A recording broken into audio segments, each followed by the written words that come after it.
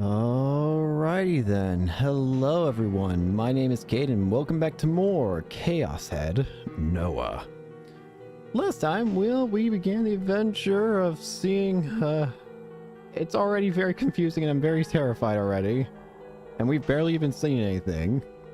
But it's interesting seeing so far, I mean, new gen murders and all that, but yeah. Now, before we continue, there's something I feel like that's important to mention.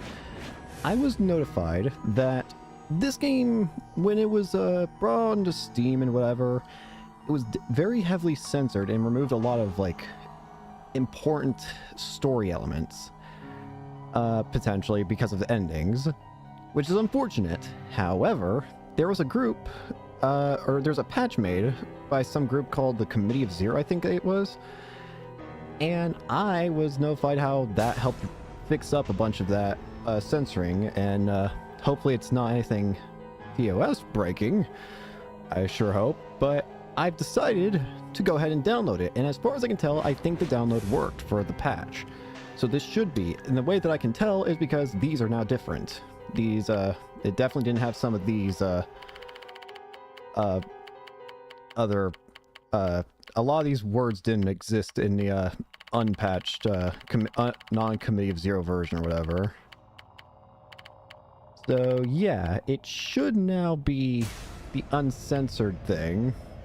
Again, I hope that doesn't mean it's anything that's going to be TOS breaking, because if it is, we might have to go back. But as long as it's not, like, showing anything that's going to get me in big trouble, then we'll play with this version.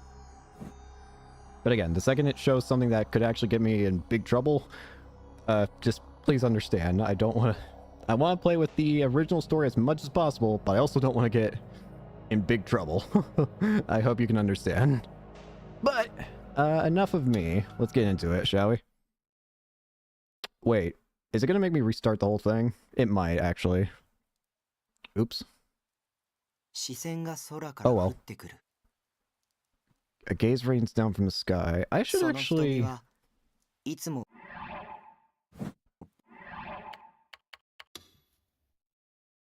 Ah, no, I do have these still. Okay, hang on. We can go back. I imagine that we're probably fine to continue. I know that... I mentioned that it said a lot of the dialogue was, like, censored and all that, but considering we were just at the beginning, I can't imagine that there's too much that was changed from... I can't imagine it'd be worth it to just replay the first 2 hours that we did before in the last episode, just because of the patch change. I can't imagine there's be that much censored changes or whatever. So, let's just continue from here. The math teacher. Wait, what was his name again? Oh, whatever. The teacher left the classroom, and that was the end of the classes for today. Some students started chatting about where they'd go after school. Those who were in clubs were gathered with their fellow members and head for their club rooms, and the rest were just getting ready to go home ASAP. I was in the last camp. As soon as the bell rang, I was always first to pack up and leave. But today, I stayed glued to my seat, trying to avoid eye contact with any of my classmates. Anxiety was killing me. After all, my date with Yua was very soon. Any normal, non-Vidya-obsessed person would have been losing their mind to have a date with a girl plan. Netsling, short for video games, typically used on message boards such as @channel. This was me we were talking about. I couldn't feel any more depressed. I couldn't relax at all. I was feeling physically sick. This would be the first time I'd ever gone on a date with a girl, so I had no clue what to do. Besides, would Yua even show up? Maybe she's been fucking with me yesterday, and she planned on standing me up. She's probably watching from the shadows right now, giggling at how gullible I was. Well, now that I thought about it, that honestly might be better than her actually showing up. Wait, did I really have to just sit around and waiting? I mean, I could just blow her off and go home. Alright, it's settled. Time to head home. We were in different grades anyway, so if I just canceled our day at the last minute, I'd never have to see her again for the rest of my life. Fully determined to follow through with that plan, I stood up. Yo, Taku! Still here? Out of nowhere, my back fell victim to a hard slap. I knew it was behind me without even looking. The only guy in class who ever talked to me. Nara than Misumi-kun. You plan on heading home? You usually vanish before the bells even finish ringing. In my head, I call it Takumi Supersonic Split. I'm about to leave. You waiting on someone? Huh? How does he know? No way. Was that right on the money? Oh. Well, you're acting pretty damn fidgety. You also looked over at the door about 100 times. He was good. Either way, I probably shouldn't say anything that'd make me stand out too much. Don't you forget, Takumi. You gotta be invisible at this school. You gotta blend in. Be like air. No, I'm not really waiting for anyone. Oh, really? And what have you been up to all this time? Well... Fuck, Misumi-kun wasn't a bad guy, but at times like these he could really get fucking annoying. Take a hand, FFS. For fuck's sake. Yeah. Nishijo-kun? Shivers ran down my spine. See you, I slowly turned my head toward the voice. He was standing by the classroom door, looking apologetic. Oh god damn it. All because of Misumi-kun, I'd lost my chance to escape. Huh? What's going on? What the hell's going on? Misumi-kun looked unusually shocked. In fact, he was literally shaking. He put his arm around my shoulder and gave me a stern look. Dude, Taku. No, explain. Your girlfriend. No, she's not. How many times have I told you, Misumi-kun? I'm not into 3D. And who is she? And I'm not buying any bullshit like she's my sister or something. What the hell he did a shine like you do to me a beaut like that? She followed me around yesterday. Ah, so it's like that then. She picked you up. Yeah, bro, lucky bastard. He put his hand on his chin, pondering for a moment. And then he finally let me go. I see, I see. Well, different strokes for different folks, huh? Gotta be someone out there that's into whatever you got. But I'll tell you what, Taku. I'm kind of relieved you got at least a half normal sex life. Thank you, Misumi. Sex life? I told you it's not like that. Right, whatever you say. Good luck out there, Taku. Misumi-kun wasn't taking me serious at all. He just got all excited over his assumptions, then slapped my back even harder than before. At this point, he was just screwing with me. Chill out, dude. I won't steal your girl. I'm trying to tell you it's not like that. Whatever, man. Just get going. Your girl's waiting. Misumi-kun ordered me to move, so I stumbled over to Yua. Despite my best efforts, I hadn't been able to escape. I came to pick you up. Am I disturbing you? No, not really. Yes, you fucking are. I turned to look at Misumi-kun, but he just grinned and gave me the finger. Honestly, I couldn't tell whether he was trying to pick a fight or cheer me on. Couldn't deal with this shit any longer, so I decided to just hurry up and leave with Yua.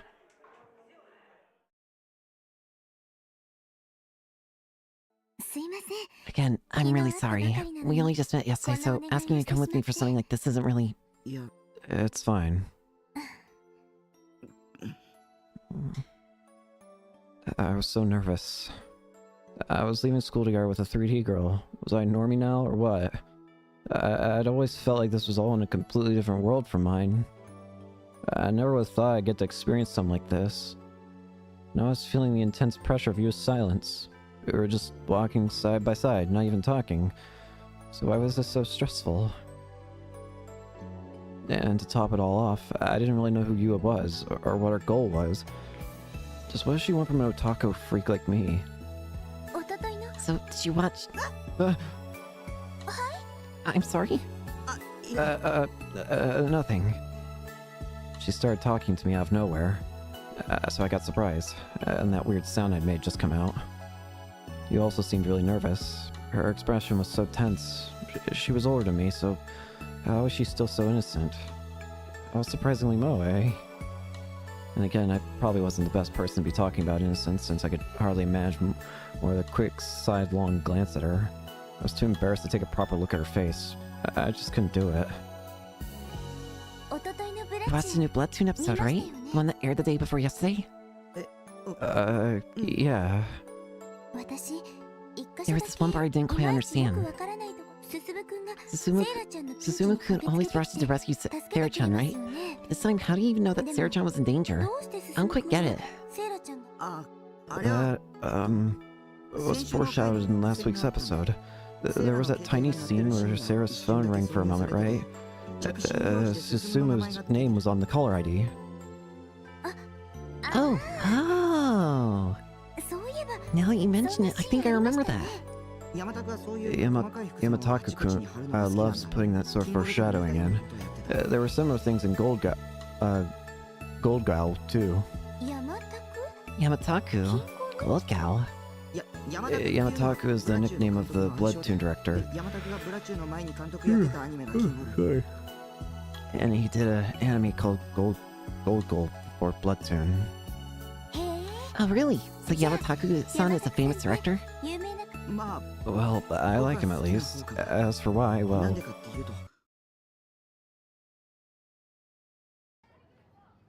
I've been lecturing you about the various facets of anime when I realized we were already in front of Animate. Time flew by way faster than I expected. I let myself get carried away and talked way too much. Well, it didn't help that Yua was such a good listener. She paid such close attention while I shared my wisdom.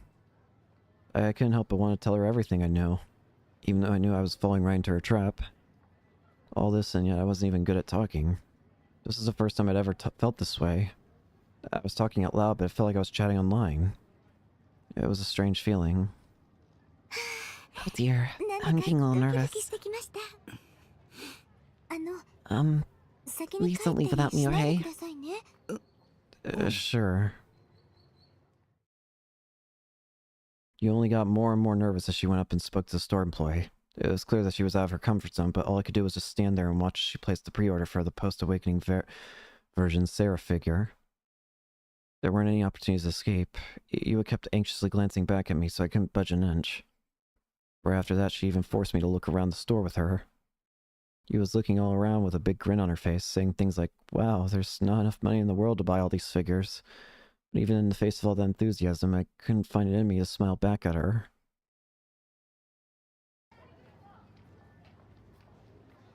So apparently Yua took the train to school, which meant I had to accompany her all the way to Shinsen Station. She might not look like it, but she was a devious one, alright. She always managed to get her way, all without making herself look even remotely selfish. Clever girl. Talk about a wolf in sheep's clothing.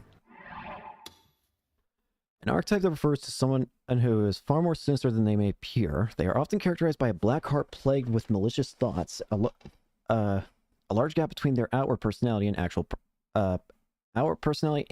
personality, and a general sense of ill will toward others. It appears that there are some people who are attracted to these factors that are, for all intents and purposes, negative.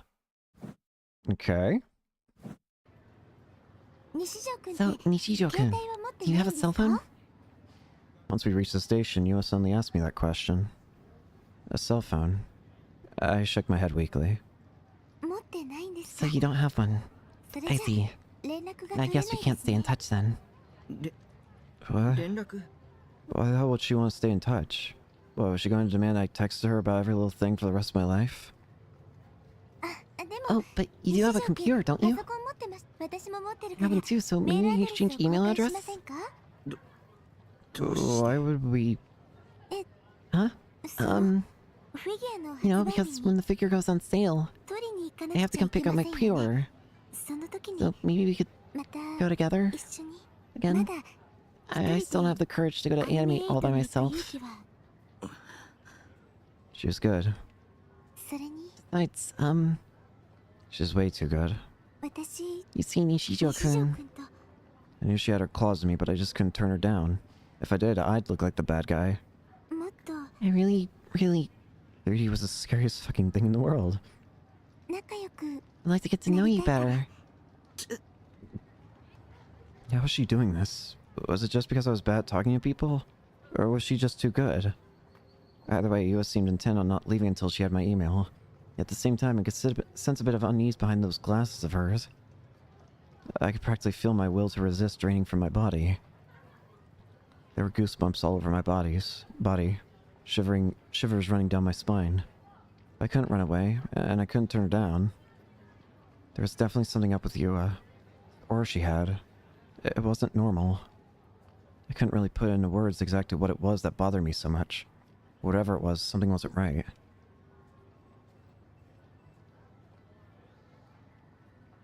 Before I knew it, I'd torn out a scrap of notebook paper, written down my email address, and handed it to her.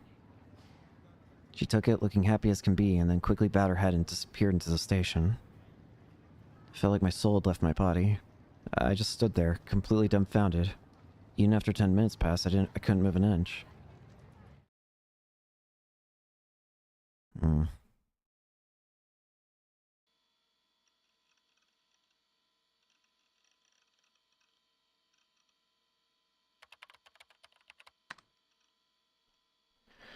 So what do you make of all this? Of her?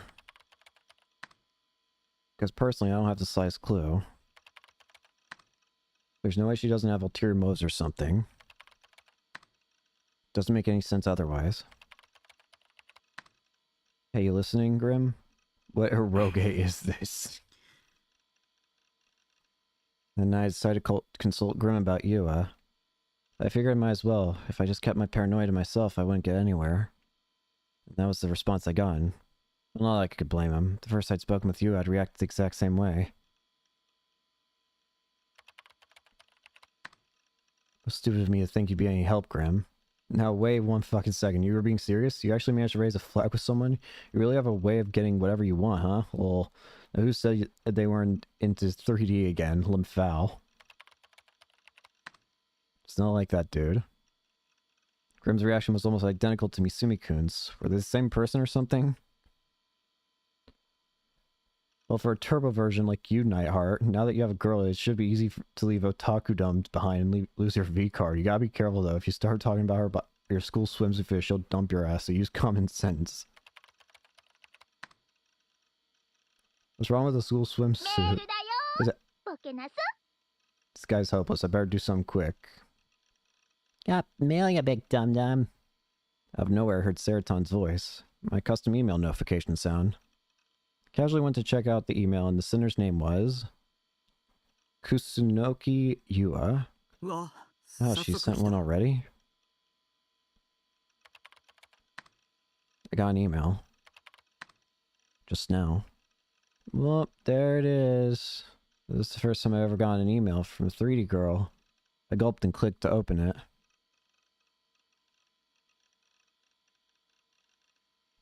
Yua's usual elegance and purity shone through the email, and by using a lot of emoticons, she gave it a bit of a friendly tone too.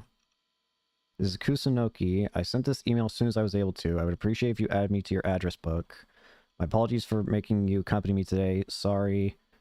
Even so, I still had a lot of fun. Perhaps because it was my first time going to a store like that, or maybe because it was as Nishijo-kun was with me. Lol.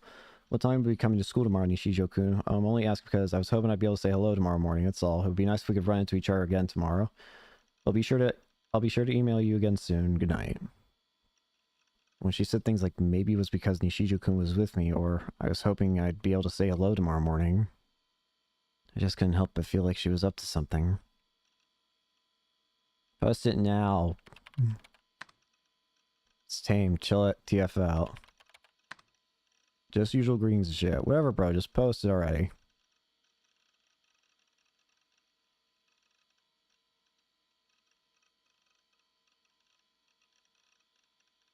Whoa. Good evening. This is blank. I sent this email as soon as I was able to. I'd appreciate if you added me to book. My apologies for making you company, even so I still have a lot of fun because it's time, blah, blah, blah. Coming to school, I only asked because I was hoping to say hello. It'd be nice if we could run into each other again. Well, then, that's just the email. It's literally just the email. Grim wouldn't stop pestering me, so I just gave up and posted the entire email. Though I did censor mine and US personal information at least. Oh, would you look at that lovely dovey email? Hey, YS Nightheart, you normie scum. Please take this seriously. Is this some kind of trap? Yeah, I'll tie that tinfoil hat you got on. Sure you're not overthinking it? Looks like you raised your flag with this chick to me. You're almost at the good end already. That's what I mean. There's no way this is real. You think this could happen to an otaku freak like me? There's no way. You think you girl will just try to pick me up IRL? Dude, lol. Are you seriously commenting your GF already? Could you quit trolling for 1 second? Come on, I already told you you're just overthinking it. You two are two of a kind, aren't we, Nyart? We both know good girls like that don't exist anymore. Yeah, I was fully aware. She really was just that nice, and that's exactly what didn't feel right to me. I still wonder if she thinks we're the killer for some reason because of the thing on the floor. Well, maybe her stalking shit went a bit too far, but that's kind of high, don't you think? It means she really likes you, and she says she likes anime too. No way such a perfect GF exists. Not for us to talk to anyway. Just don't go ruining her with your degenerate shit. Well, that might not be so bad. Now scratch that. That was exactly what I wanted. Still, cheer up a bit. She made the first move, bro. Not in 3D. You say that, but we both know you really want to go out with her, am I right? If you want to deotakify yourself, now's your chance, lol. You won't get a second one and you know it. Congrats, you're popular now. Won't last long, so don't let it go to waste. Just keep calm and go on the attack. Just be Nightheart IRL. I know you can do it. You got the green light, bro. Oh god. If I could just do it, I wouldn't be going through so much turmoil. Like I'd realized something when I was talking with you the other day. Sure, there were a couple of moments where I had fun or felt happy, but aside from that, I just felt annoyed and completely exhausted. If that was what I had to go through with every IRL interaction, then I'd honestly rather just live in a 2D world where I could do whatever I wanted. And that was why I decided not to reply to his email. Fire burned bright in the sky. Scorching red cinders danced around the incinerator. The flame was fueled by a sailor-style school uniform, along with countless textbooks. On a foothill overlooking the Seto Island inland sea, a girl stood in her home's garden. The steam whistles of boats echoed in the distance, and the nearby trees gently swayed in the refreshing sea breeze. In the midst of such a serene scene, the girl, Orihara Kozue, stood still and alone in front of the incinerator, bathing in the somber ambience of its cinders. The girl's gaze was locked into the school uniform and textbooks as they were slowly reduced to ashes, each becoming clad in a crimson glimmer, until only yesterday they had been her school uniform and her textbooks. Despite having lit the fire herself, the girl did not move from the spot, perhaps out of a lingering sense of regret. That too lasted only a moment. She suddenly knit her eyebrows and covered her ears as hard as she could. She gasped in agony, and yet she did nothing more. The girl did not moan, nor did she raise any tearful complaints. All she let out was a series of ragged breaths. She shook her head repeatedly from side to side as if to express a fierce, visceral objection. And as she did, her strength slowly started to crumble, and she collapsed to the ground. She fell on her backside with a thud, let her jaw droop as if utterly exhausted, and looked up to the sky with a dazed expression on her face. Minutes later, she was still in that exact same position, not having moved a single muscle. Until suddenly, she turned around with the conviction, as if she had heard someone call out to her. She looked toward the house's porch. The wooden house had been built over 50 years ago, so despite being daytime, it appeared quite dim. Anything beyond the porch could barely be seen. Kazue slowly stood back up and walked over to the porch, and at that very moment her mother appeared with impeccable timing. Oh, there you are, Kazue-chan. I've been looking all over for you. Have you finished packing yet? Kazue promptly nodded and slowly sat down. We'll have to say goodbye to our little place in a couple of days. Her mother took a seat next to her, gazing toward the inland sea with a gentle look in her eye. This will be your first time in Tokyo, won't it, Kazue-chan? Don't worry, I'm sure you'll make lots and lots of friends. Despite her mother's caring words, Kazue did not nod, nor even shake her head in response. She simply remained silent, gazing wistfully toward the still-burning incinerator in the corner of the garden.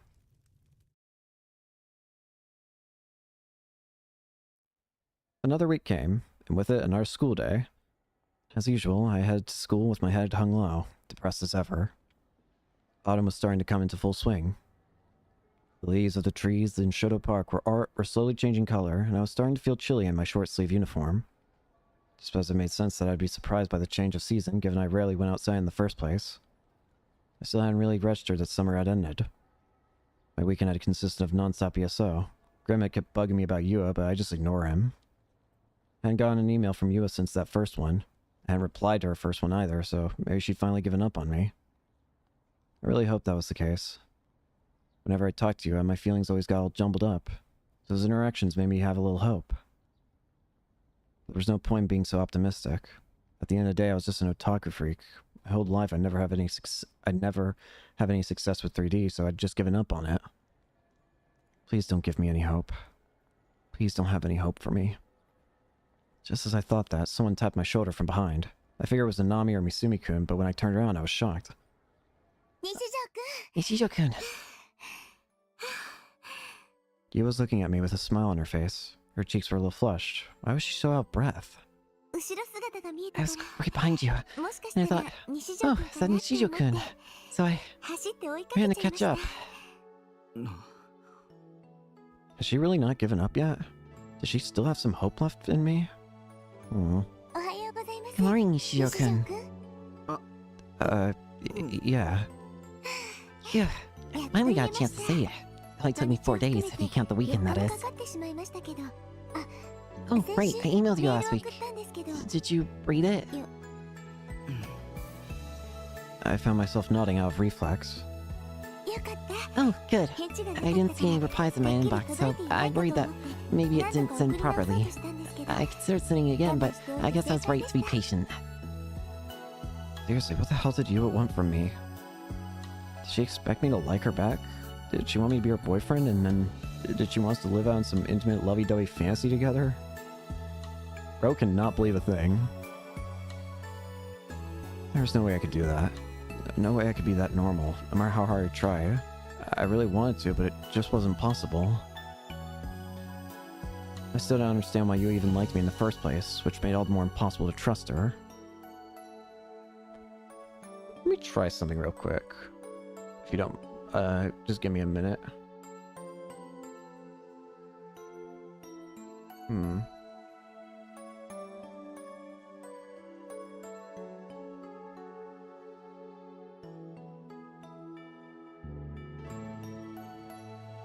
Sorry, I was just looking at something. I just couldn't do it. Nishijo-kun, are you alright? Huh? Well, you've just been kind of standing there for a while now. Upon realizing that, I quickly started to walk away, leaving Yua behind. But before I could get very far, you had already caught up with me. I went over to your classroom yesterday, but you weren't there, right? So I thought that maybe you caught cold and taking the day off. I was very worried. But you seem to be doing just fine, so that's good. Sometimes. Sorry?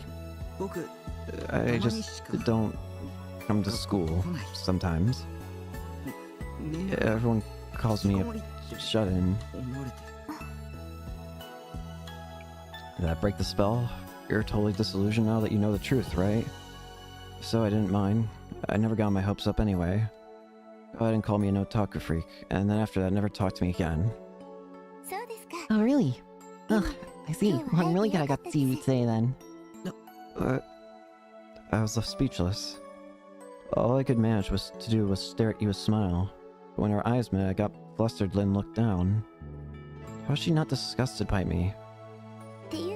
And if you ask me, even if you don't always show up, I don't think it makes you a shut-in. Oh, I'm really sorry. I shouldn't talk like I fully understand your situation. I just... But... going to school kills me. And that's exactly why I respect you a lot. Huh? I never thought I'd hear someone say that to me. What the hell was respectable about a total loser like me? The gentle smile had spread over Yua's face. A smile so sweet it could cure any disease. That was generally what I thought in that moment. After all, even though it's so hard for you, you still make the effort to come sometimes. Most people wouldn't choose to do things like that cause them pain. But... I'm an otaku, a freak. I like listening to you talk, Nishijo-kun. And what the hell? What was with all this validation? Why did hearing it make me feel so good about myself? I felt like Yua was embracing me all the way down to my core. Like she was giving me the right to be here, to exist in this moment. It felt like when I was with her, maybe I could even be a normal person again. Oh no, the bell.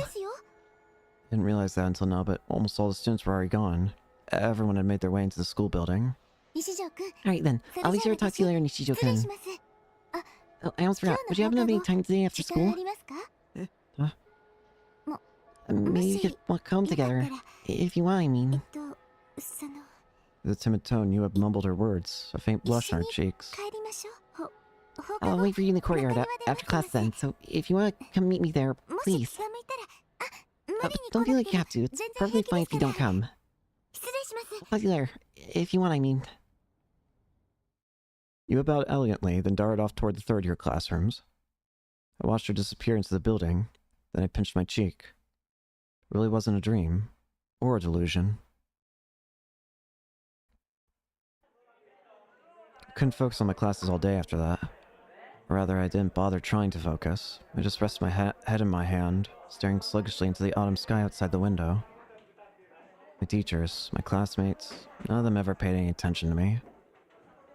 But Yua did. Yua was different from the other shitbags at the school. I couldn't stop thinking about her. I couldn't stop having delusions about her, and before I knew it, classes were over for the day. Sup, Taku? You got a date today too? How'd you last day with the glasses chick go? Wait, you're not holding back just because you're in need, are you? She made the first move, so it's not a question of whether or not you take her out. You just got her, man. I'm not doing any of that. Oh, what's with you shouting? You and I aren't like that. Yeah? This again? Why are you giving up on her already? It's about time you go out of your shut-in phase, ain't it? I'm not shut-in. That wasn't even what this was about. There was no point in trying to explain that to Misumi-kun, a guy who only thought with the wrong head. So ignoring how puzzled Misumi-kun was, I quickly made my way out of the classroom. The shortest path from here to the courtyard is through the skyway to the third-year building, then down the stairs, I think. I didn't come to school often enough to have a good grasp on the layout. I didn't even know where half the club rooms were. So I was a little bit anxious as I walked down the hallways to the next building. As I walked, I noticed a girl standing alone in the middle of the hall, staring up at the sky. Her face looked stiff, so despite her looking out the window, it wasn't the wistful kind of way. She was obviously in everyone's way, but she didn't seem to care in the slightest. I know you can hear me walking towards you. Move along, will you? A bit of a hurry here. Just getting real DQM vibes from her. I didn't want anything to do with her. With it. So I tried to keep my distance and slip by girl B without getting noticed. Oi. Yeah. Oh shit, was she talking to me? Fuck. She was gonna threaten me and take all my money, or take me to a DQN hangout spot and have me lynched just because she didn't like my face, or worse. Give me a fucking break. What had I ever done to deserve this? I looked toward girl B. She was staring at me. Who are you? Huh? Did she just ask me that? I'm Nishijo Takumi. This is the first time I've ever spoken to her, so obviously she wouldn't know that. So I was right. But whatever she wants from me, it can't be good. Oh, pardon me. I quickly bowed to avoid looking girl B in the face, then ran away as fast as I could.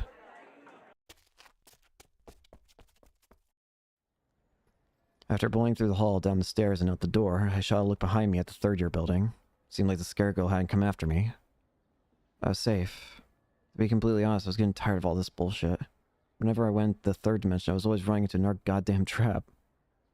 It took a second to catch my breath, and then looked for the courtyard. The courtyard was between the school building and the pool. It was so narrow, it was more like a path than an actual garden. There were a few evenly spaced flower beds spread across the courtyard. The violet-colored flowers were especially eye-catching. What kind of flowers are those, I wondered, but I really didn't have a clue. And sitting in front of the flower beds was none other than Yua. She stood still, gazing at the flowers listlessly, just like she'd promised. She really waited for me here. She waited for me, and me alone. You hadn't betrayed me. Maybe I could trust her. Maybe she really was the savior I've been looking for. Oh, You looked up and noticed me standing there. And a moment later, her eyes widened. I got shy and looked away, frozen in place. Should I walk toward her? I didn't know. Why was she so surprised? Maybe I shouldn't have come. As I was lost in thought, Yua ran over to me. I can't believe it. What? You actually came, Nishijo-kun. So close to giving up, thinking you weren't going to come. I'm so glad I waited. I was taken aback. Yua was thinking the same way as me. We both had the same pessimistic mindset. But there was one clear place that we differed. Whenever I had negative thoughts, I'd freeze up and do nothing. Whenever Yua had negative thoughts, she'd take action anyways. I seriously respected her initiative. I wanted to be like that too. So, are we going to walk back together? She timidly asked me, and I nodded in response. Walking side by side, the two of us passed through the school gate. It was a little embarrassing. I felt like the art students were staring daggers at me, green with envy. I'm still terrified this is going to... I'm still terrified, like... There's just this... I feel this underlying anxiety that this game is bringing me. Knowing that it's part of the same series as, Steins... It's the same series as Steingate, and... What happened to the new gen murders? Oh god. And the more aware of that I became, the more anxious I got. I guess I was right. I really can't walk home with a girl alone with a girl. We crossed paths with a teacher I'd never seen before. Or at least I assumed he was a teacher since he was wearing a suit instead of a school uniform. But wasn't he a little young to be a teacher? Well, I hardly ever came to school, so it only made sense that I wouldn't know what half the teachers looked like. Well, sometimes I forgot what my homeroom teacher looked like. Teacher in the suit was looking around restlessly as he headed for the school building. Is there something wrong? Not knowing how to react, I quickly shook my head, returned to Yu's side, and went back to walking with her.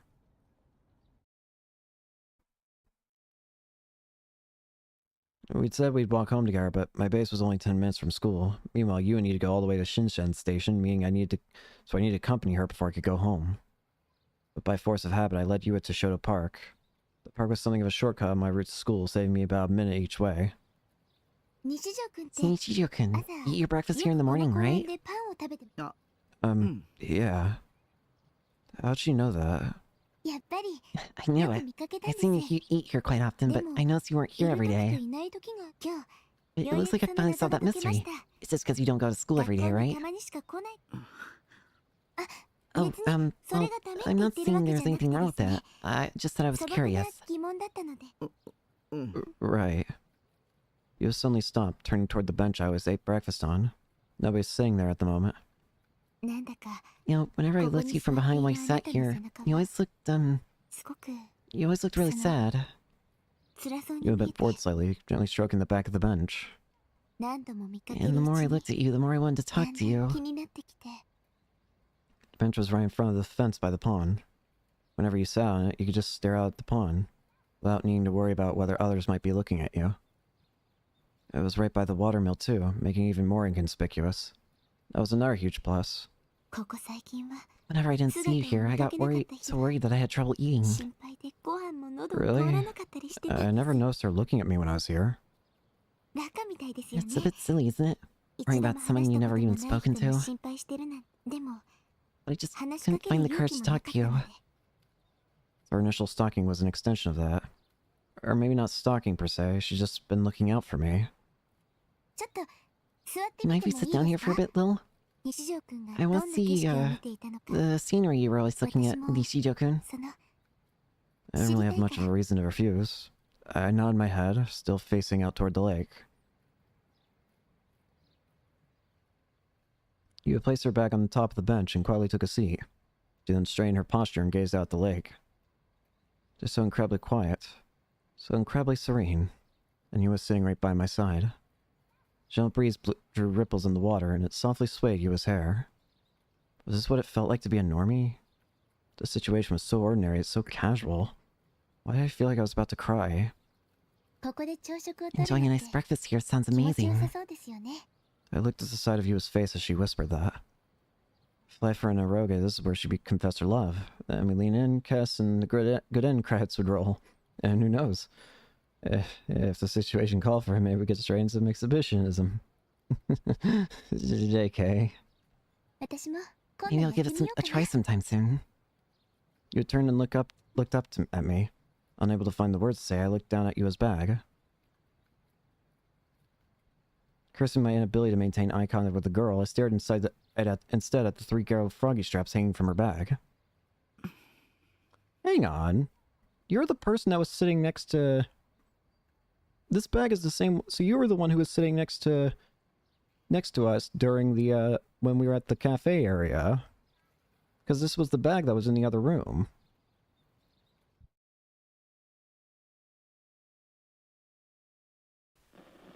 Hold on. Wait a minute. Something about this scene was really nagging at me. And that thing was... Garo froggies. Characters that were popular with high school girls. I feel like I should save. Oh boy. But I'd seen those exact ones before, hadn't I? Where though? I just couldn't put my finger on it. I definitely felt like I'd seen them before, but I just couldn't remember where. Was my memory really that bad? I'd always been confident in my memorization skills, and they never failed to help me score well on tests. I was pretty smart after all. So why were they failing me now, and at such an important time, or at least what felt like one? I kind of want to go back, and I'm thinking, do I want to go back?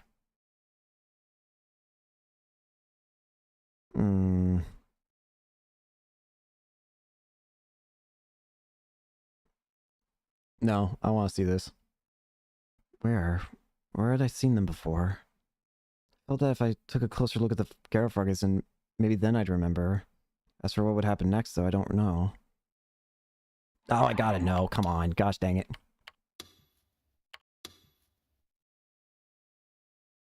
Fine.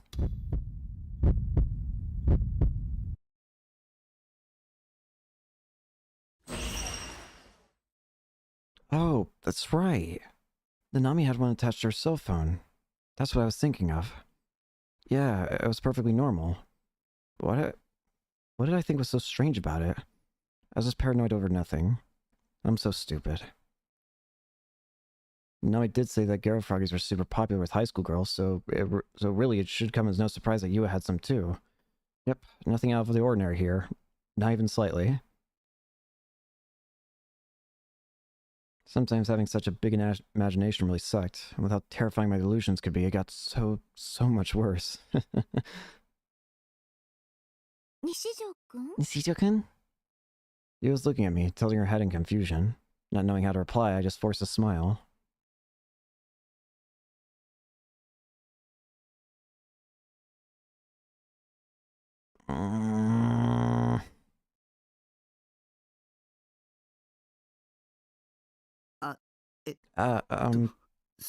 Those are really popular nowadays, aren't they?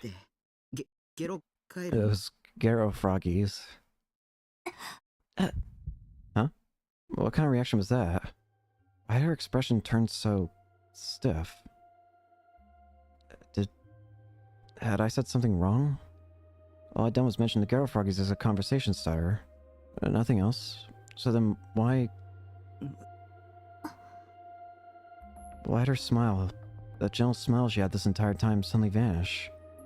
Why'd she hang her head as if she didn't even want to look at me? Couldn't tell what kind of expression she was making anymore. Gave me a terrible feeling I just couldn't shake. I first laid eyes on those 3 Garo froggies hanging from her bag, I've been hit with one massive sense of deja vu. Looking back, I guess my instincts were right. I had seen those 3 Garo froggies before, and now that I mentioned them, he was freaking out. Suspicion slowly crept through my head until it completely took over my mind. I wanted to trust you, but I didn't know if I should. Oh, Nishijo-kun. You've also heard about Garo froggies, I see. Her voice lacked even the least bit of composure. This hurts. I can't. I'm going back to the original choice. It was what I made originally anyways. We'll just say that this never happened. Not that. We're just gonna act like that never happened. I didn't see anything. Where had I seen them before? I felt if I took a closer look at the Garo froggies, then maybe I'd remember. As for what would happen next, though, I don't know. I just wanted to stop feeling so hopelessly lost, so I almost subconsciously extended my hand and reached for the bundle of Garo froggies. No! Suddenly Yua slapped my hand away. What? Huh? What just happened? I was completely dumbfounded. Yua looked away from me, then awkwardly started to get up off the bench. As she did, her hand hit the 3 Garo froggies that were hanging from her bag. And almost as if in slow motion, her bag slowly fell off the bench and crashed to the ground. The bag was unzipped, so all of her notebooks and textbooks slipped out onto the ground. Oh, silly me. I'm all over the place today. Just a few minutes ago, I might have even thought that Yua's ditziness as Moe. At the present moment, I was just frozen in place. And that was because one of the fallen notebooks had flipped open. Tons of notes and newspaper snippets were scattered across the ground. It looked like it was some sort of scrapbook. And all the notes, all the newspaper snippets, everything was focused on a certain string of cases. And its name was written there, clear as day. New Gen. Why? My voice came out ragged. Yua, in a panic, started frantically gathering everything and shoving it back into her bag. When she did, she held her back close to her chest and stood up. She looked toward me and nodded, her expression intensely uncomfortable. Her smile from before nowhere to be found. Were those... Who didn't answer? Why wouldn't she talk to me? Please just say something, anything. Even still, she said nothing. Which meant she must have realized she'd been caught red-handed. I'd wanted to trust her so badly, and I'd just been starting to think that maybe Yua was actually on my side. That she could have been an ally. Can't trust anyone. Don't listen to anything that anyone says. In the end, Sarah's right. 3 girls were the worst. Every last one of them. You never liked me. She wanted to get close because she had ulterior motives. Maybe she wanted to turn me into the police. Or maybe she wanted to blackmail me. God damn it. God fucking damn it. I almost forgotten all about that incident. Yeah, here we go again. At least it never questioned me, so I thought that maybe, just maybe, I could go on pretending it had nothing to do with me. All I wanted was to get away from the stupid murders, so why? What the hell was you really after here? No, I didn't care anymore. I just wanted to run away as far as I could, so I went to turn around. But you quickly grabbed my wrist. Are you running away? Her voice sent chills down my spine. Her tone was so cold, it felt like my body might freeze over. It didn't even feel like she was the same person. It wasn't the you I thought I knew. Her grip. Her grip was way tighter than I'd ever expected. It wasn't normal. Jolts of pain ran through my arm. My bones felt like they were being crushed. I tried to shake her off me, but she wouldn't let go. In fact, she was pulling me toward her, practically pinning my arm behind my back. Are you running away? From behind me, right by my ear, I heard a whisper that crushed any emotion I had left. With a shiver, I slowly turned around. She was staring at me. There was no longer any color left in those eyes of hers. I won't let you run. I'm sorry for lying to you, but it's not like I was the only one. Yes, you have some things you're hiding too, don't you? I'm hiding things? Only a single thing crossed my mind. Somehow she knew that I'd witnessed that staking murder. She knew that I'd seen the perpetrator. And that was most likely why she tried to get close to me. I knew she was good. Too good. She had me wrapped around her little finger. Everything she told me was a lie. Her taking an interest in me was just one glance. Her liking Bloodtoon, her arranging to go out with me to pick up a Sarah post-awakening version figure from a store when it went on sale. All her nice little comments as she listened to what I'd say. Her wanting to get to know me better. Her being worried about me when I didn't come to school. Her saying she respected me. Everything that had come from her mouth had been a lie. The thought killed me inside. I was overwrought with grief. I tightly clenched my fists. Fuck. And I believed a single fucking thing she said. To be honest, I'd have liked a little more time to look into things, but the cat's out of the bag now, so there's no point pretending. I have something I want to ask you. You'll listen, right? Surely you'll listen, won't you? You need to listen. Listen to me. You're going to listen, right? If you won't listen... What? What will happen if I don't listen? He was almost a completely different person now. The gentle and carefree atmosphere from before was completely gone now. She felt completely unapproachable now. The atmosphere felt bizarre, like one molded from utter obsession. Her tone was as composed could be, or perhaps cold as ice was a better description. Her usual femininity was completely gone. No, I didn't want to listen. I tried to cover my ears. I couldn't.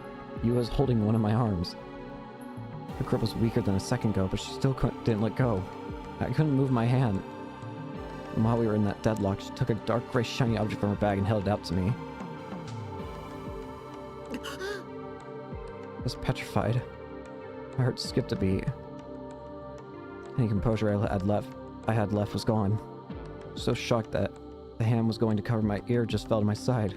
For long, Yu's voice, now sounding almost regretful, reached my ears. You've seen this cross before, haven't you? Of course, I'd definitely seen it before. I wasn't sure what it was at first, but I quickly realized. It might have looked like a cross, but it was in fact a stake. And stakes with such unique shape were not something you'd see every day. Or at the very least, I'd only come across them once. That night, scattered across that alleyway. That night, as the demon girl nailed them into the wall. That night, as a corpse was being nailed into the wall. So you know of it. Unsurprising. You know, don't you? You definitely know. Don't you dare claim you don't know. It would be very odd if you didn't know. You know you know. You know, don't you? I frantically shook my head in denial. A disgusting cold sweat broke out on my brow. All I could do was wipe it away as I kept shaking my head as hard as I could. I found this in your room. In your room. Under your bed. Down on the floor. It had fallen down there. You dropped it, didn't you? Or did you mean to throw it there? Either way, that's where it was. Right on the floor. Who the hell is this girl? When the fuck has she been searching my room? Was the day we first met? When my leg got injured, she'd come all the way to my room with me? And she'd seen the fairest Sarah figures and her face lit up all cute like a fucking Christmas tree? This steak is very unique. It is manufactured abroad. Moreover, it's the same as the steaks used in the third New Gen incident. The exact same one. It's the same, right? There's no way it isn't the same. It's exactly the same. Same as the ones used to nail that corpse into the wall. The same one. I was convinced. This woman thought I was the culprit behind New Gen. She thought I was some insane, cutthroat murderer. Did she think she was a detective or something? What, did she call herself Kusunoki Yu, a ace high school detective or some shit? And kill yourself. Actually, this shit meant I've worked in an anime or video game. This was real life. And little did she know her reasoning had a fatal flaw. I knew who the real killer was. I'd seen her with my own two eyes. I'd seen that demon myself. Sure, I didn't know her name, but she was wearing the Suime High uniform, which meant that she was someone I could know. So what? Yua suddenly hung her head and let out a small sigh. She She loosened her grip on my wrist even more, then finally let go. That's everything. I had nothing more to say. I just want to confirm that you actually knew about this stake. To be honest, I wasn't intending to question you about it yet. What the fuck she meant by yet? It's too late now. Could you please confirm one more thing for me? Do you have precognitive powers? What are you talking about? What? What? That came out of left field. Precognition. To know what is going to happen in advance. Example, to foresee an unusual phenomenon, also known as foresight or foreknowledge. To know what is going to happen in the future before it actually happens. The term does not refer to predictions based on experience, information, or statistics, but rather a special sense that transcends humanity's natural perception. It has not been scientifically proven to exist. The way it manifests differs from person to person, with the most common being visions and prophetic dreams. Belief in precognition has existed since ancient times, where shrine maidens were often heralded as carriers. Psychics and fortune tellers are the modern incarnation of this belief. There are many false actors who enjoy taking advantage of the superstition, claiming they have precognitive powers in order to swindle others. This guy's hopeless, a quotation from a popular manga about death notes, spoken by the protagonist in reference to his foolish accomplice. The full quote is, "This guy's hopeless, I better do something quick," used to express exasperation. Huh? Excuse me? I couldn't help but just stand there with my mouth open. Precognitive powers? What the fuck? What did that have to do with the incident? I turned my head to the side, utterly perplexed. As I did, Yua's hand retreated into her bag once more, before taking out a picture printed in full color. Well, right here is an uncountable digital picture that can only be explained by precognitive powers. That's why I had to ask. The picture was that grotesque one the Shogun had sent me. Why did Yua have it? That's... Why, you have an image that depicts the third new gen case. And what's even more curious is how this image leaked the day before the incident. It was in the cache of the PC you always use. You don't understand. I got that image earlier that day when I chatted with Shogun. I hadn't made it myself.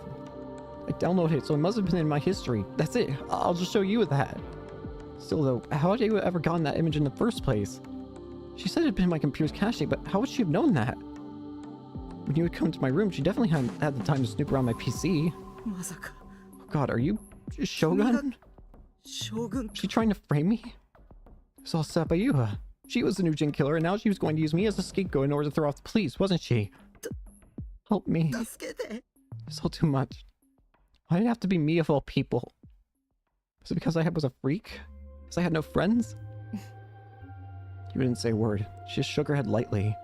I got this image from the PC in room 37 at Cafe. I'd have liked to look into your private PC too, but unfortunately I didn't get the chance. Room 37? That was the one I always use. This bitch really did her research. You looked at me with a slightly apologetic look. It almost felt like she turned back into the you I knew, if only for a moment. And while that happened, she stared fishing around in her bag once more. This time, she took out a page with text on it, then held it out to me. I had a bad feeling about this. Alarm bells were going off in my head, telling me not to look. There was no way I could ignore it, because if I did, I'd surely end up being framed. Everything there is you.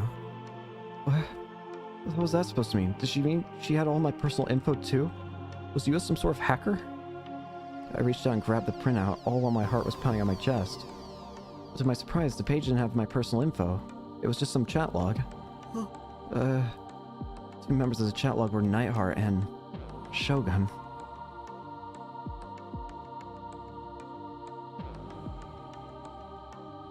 That log is quite strange, don't you think?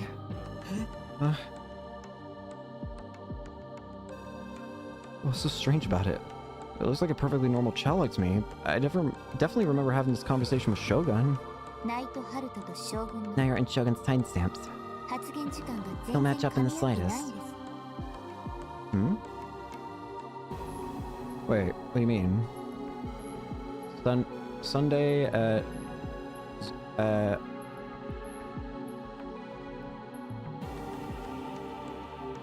September 28th and September 29th. Oh, wait. Wait, you're right. What? We were talking with them in, like, real time. There wasn't any, like, big amount of time between us talking, and yet these are, like, a day apart. What? Huh? What the hell? How's this possible? The night art there is you, Nishijo-kun. These are your messages from 3 a.m. on September 28th. And the next day you went to At Cafe. You only ever go to At Cafe after school. And you only go to school 2.5 times a week. Your fellow classmates told me so. However, last week you went to school on Monday, Wednesday, and Thursday. Monday last week was September 29th, the same day Shogun's messages were sent. What? What? What was she talking about? Are you saying... what? Inspected the chat logs on room 37's PC. And that's when I realized. For just a moment you hesitated. Then she stared right straight at me, before breaking the cold, unfeeling truth to me. Both members of that chat log were you. What? Don't look at me. It's Shogun. Don't look at me. It's you.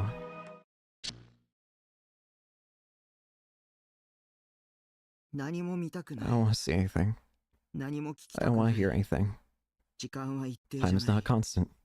There are contradictions in my memory. There are errors in my point of view. The Earth isn't spinning. This is just another game. I stuffed my mouth with some fish sausages as I turned on my PC. I'm not me. Before long, my monitor shone brightly with my Seroton wallpaper.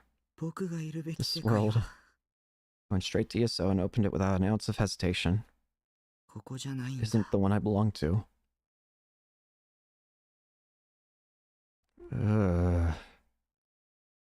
Chapter 2. Click me. Huh? Vroom vroom! Quick, get on if you're going on the field trip. All aboard! Lying face on the floor, Nishijo Takumi held a colored pencil in his hand. The one he was currently using was yellow, having switched from a red one only a few minutes ago. He joyously ran his pencil across the spread-out sketchbook, which he was nearly lying on top of. Takumi loved drawing pictures. He'd always doodle on the edges of his notes during every lesson at school. The morning news had been left running in the background, but since news and the like was boring to a 4th grader like Takumi, he did not pay any mind. Vroom vroom! Candy! Get your candy here! Only 300 yen! He was drawing a yellow bus and pretending he was the driver. All ashore that's going ashore. We're heading out! Vroom! As he imagined the scene in his head, he made it actually happen in the picture. Times where he would get too excited and accidentally draw on the tatami beneath him were not exactly infrequent. Nanami, who would always read manga beside him, would scold him each time he did it. She had some nerve considering she was the little sister, usually saying things along the lines of, "Oh, come on, don't get the floor all dirty." Even so, Takumi never became any less immersed in his art. However, when he got to the point of drawing the people in the window, his hand suddenly stopped. Then he ripped up the sketchbook and threw it away. On the previous day, on the day where the autumn field trip had only been 1 day away, Takumi had suddenly been told by his parents that he couldn't go. Even though it had been something he'd been looking forward to for a very long time.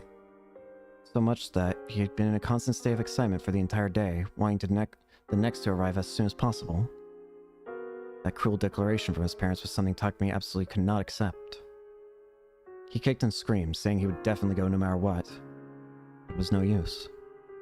His parents would not listen no matter what he said, choosing only to repeat the same words again and again. You just can't. We're doing this for you, Takumi. Takumi sank into his bed, and trembled with so much frustration he was very close to ripping his futon to shreds. He resented his parents from the bottom of his heart. For Takumi, that field trip had been a big event that could not have come soon enough. Everyone else in his class could go, but he alone was not allowed to. From his perspective, that was beyond unreasonable. Why was he not allowed to go? Takumi was in a lonely world. Everyone else was in a super fun world. To him, it felt like he alone had been completely cut off from it. He could not forgive the teacher, his classmates, anyone. They had all left him behind. And he especially could not forgive his parents for their sudden, unfair decision. Those feelings transformed into pure hatred towards parents, and toward all of his classmates. Takumi bit his lip hard enough to draw blood. He muttered curses at them over and over. I don't think anyone should be allowed to go. The following morning arrived. The phone had been ringing over and over again since dawn. Each time his mother would pick up the phone, she seemed to be very shaken while talking. Takumi could not even get a wink of sleep. The clock passed 9 a.m. In her usual well-behaved manner, Nanami was sitting on the floor cushion, reading manga. She had told Takumi the day before, "I'm gonna take a break from school to keep you company, okay?" As if she thought it was the obvious thing for her to do. Did his parents somehow know something was going to happen on the field trip? Their father had already gone to work, so he was not around. Their mother was very busy with the phone calls and had yet to prepare breakfast. There was no need for him to go to school that day. Sullen as he was, Takumi opened his sketchbook and began drawing to distract himself. His feelings of rage refused to subside, so he tore up the sketchbook in frustration. As he did that, however... Hey, that bus. Nanami sounded puzzled. Takumi thought she was talking about his picture, but her gaze was actually aimed at the TV. Hey, Mommy! Nanami called out loudly to her mother, who was still busy with the phone calls.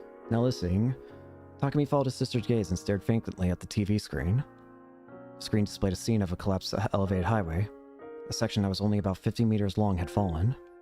Regrettably, a bus driving along there at the time had been caught up in the collapse, toppling onto its side beneath the overpass.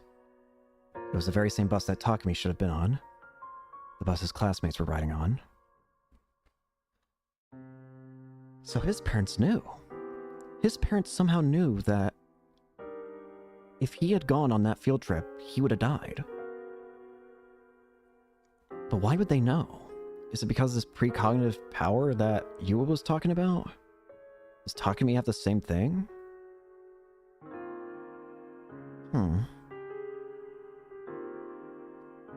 But it makes sense then why his parent... It would make... I mean... If they knew, then... Why would they know, though? From just a single glance, Takumi could imagine exactly what had happened. His classmates were on the screen. One child was sobbing. Another had blood all across their forehead. And another was lying atop a stretcher being carried into an ambulance. The reporter was announcing that the state of the accident with a grave look on their face, but Takumi did not really understand what they were talking about. Kuchan, it's awful. His mother was standing at the entrance to the room, holding a cordless phone. Her face was pale. The bus of a field trip was in an accident on the highway. It's on TV right now. And Mr. Saito died. For some reason, Takumi was already sure of this. Everything happening on TV was eerily similar to what he had pictured in his head the night before, when he had been overwhelmed by frustration and hatred. There was only one feeling that occupied the depths of his mind. A peculiar conviction. One where he was sure that he had precognitive abilities. Long ago, a show on TV that examined people who claimed to have ESP had been etched into Takumi's mind. A person with precognitive abilities had appeared on the show, shocking the world by demonstrating frightening ESP in the experiment. The experiment verified whether or not the psychic could actually guess which of the 12 items were placed in which numbered box. They did this by placing the subject in a different room, then proceeding to have them predict which cards with the item name on them belonged to which box. Afterwards, staff members in the other room would place the actual items into boxes, then verify how many the psychic foretold. The person on the show received an incredible 90% correct, causing an uproar among the entertainers. As this happened, Takumi tested if he could predict things the same way the psychic did on TV, only to get every single one correct. Of course, he did not tell anyone about this. So as he gazed up at the TV, he believed that the accident was yet another instance of his precognitive predictions being exactly right. Sounds like over half the class is injured. Oh, how awful. His mother tried hugging him as he lay down, but Takumi avoided her grasp and crawled to the corner of the room. But I'm so relieved. Her eyes swam about as she whispered in a hollow voice. I'm so relieved I made you stay home, Taku-chan. Takumi felt sick. They were useless, he thought to himself. His abilities had not made a single difference. Just thinking about it made his heart turn to ice in an instant. After that, Takumi stopped speaking to others for a while. He quite literally went mute. He did not say a single word to another soul. His parents worried about him, and their already overprotective habits escalated even further. Finding them to be acting more and more ridiculous, Takumi thus decided to play the role of the mute boy. He thought of it as revenge against them. Due to his complete lack of talking, his mother took him to be seen in the psychiatry ward of the general hospital, and there he was diagnosed with PTSD. Since Takumi did not actually have PTSD or anything of the sort, he never once took his medication. He merely pretended to. His parents never realized he was acting. In the end, he didn't feel even a hint of pity as they worried themselves sick over him.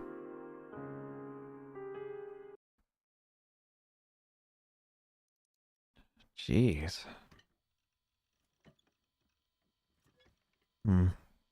Everything felt like a lie. The world was filled with falsities. It was overflowing with malice. It was out to get me.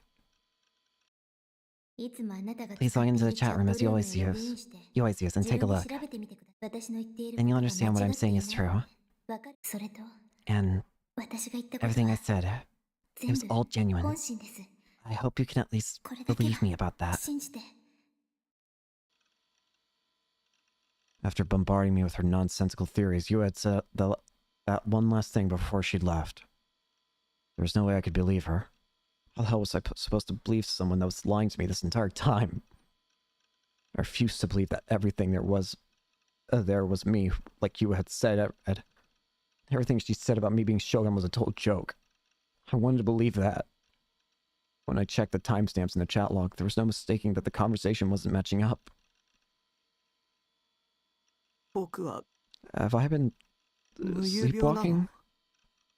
The problem was, during the time Shogun appeared to be posting in chat, I hadn't been sleeping at all.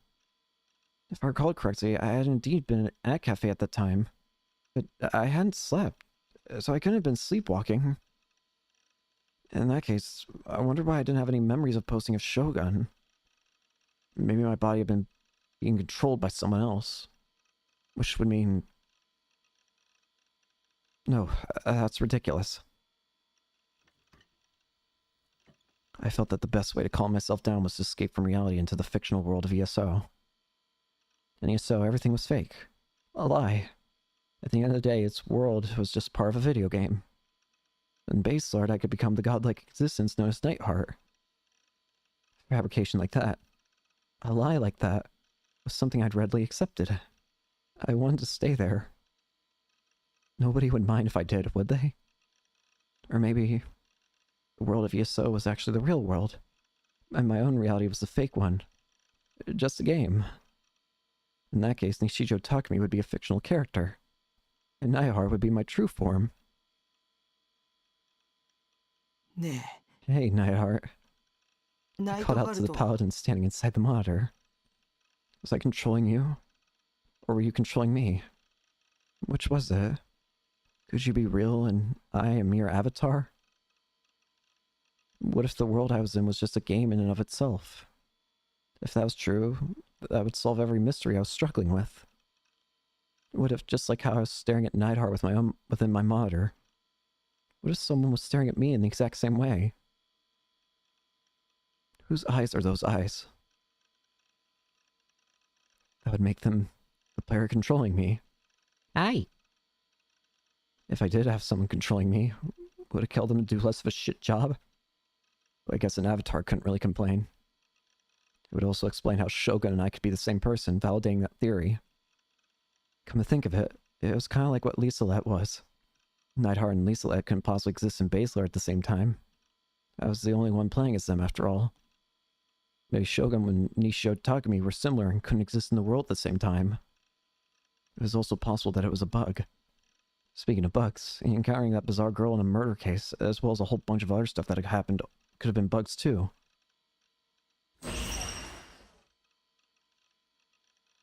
The image Shogun sent me flashed through my mind.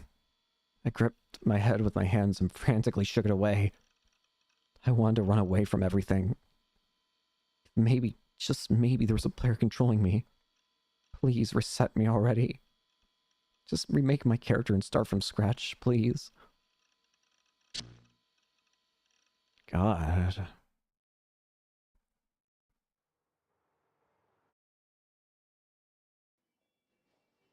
The waiting room of the university hospital was filled to the brim with middle-aged people waiting to be examined.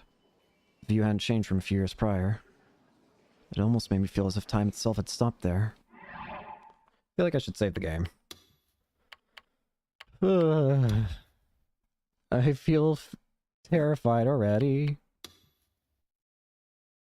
Also known as somnambulism or noctambulism, a behavior disorder in which during sleep, especially non-REM sleep, the subject gets up as if they were conscious, wanders around, eats, bathes, etc., but cannot converse beyond simple topics. Depending on the individual, the state can last from anywhere to a few minutes to half an hour.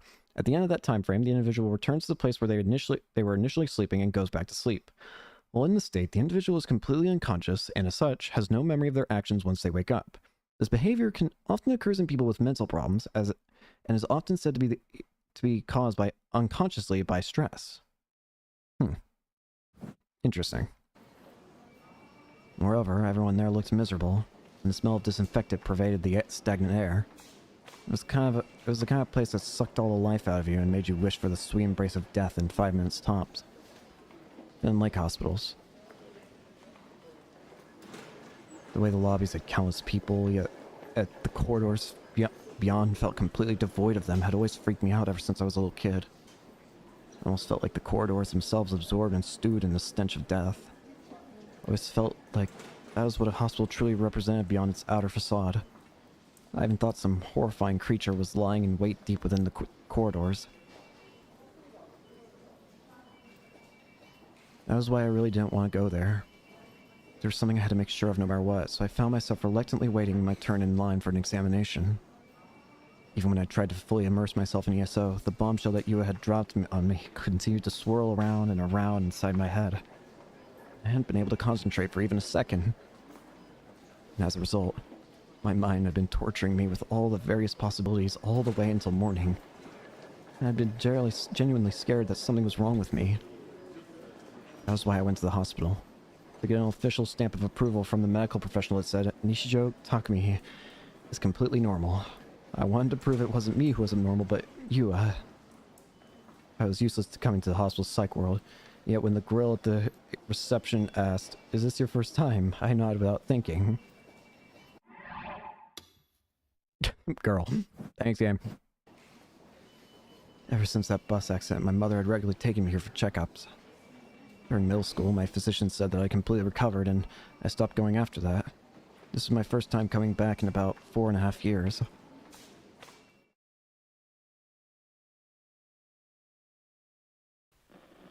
My first physician had been some senile professor who was supposed to have some authority in the field, but I only seen him a few times, and after that someone else had taken over. A student of his or something. Let's save the game.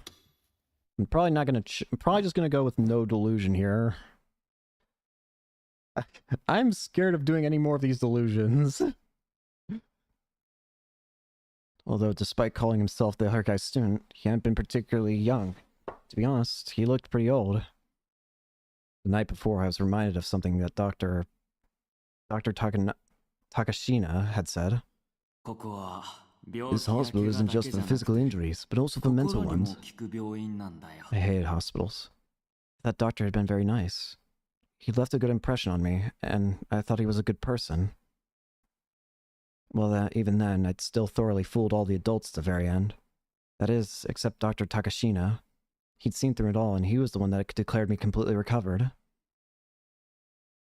If I can get him to examine me. I wonder what he'd say if he learned that I'd become an otaku freak. Nah. There was no way he'd remember me after all this time.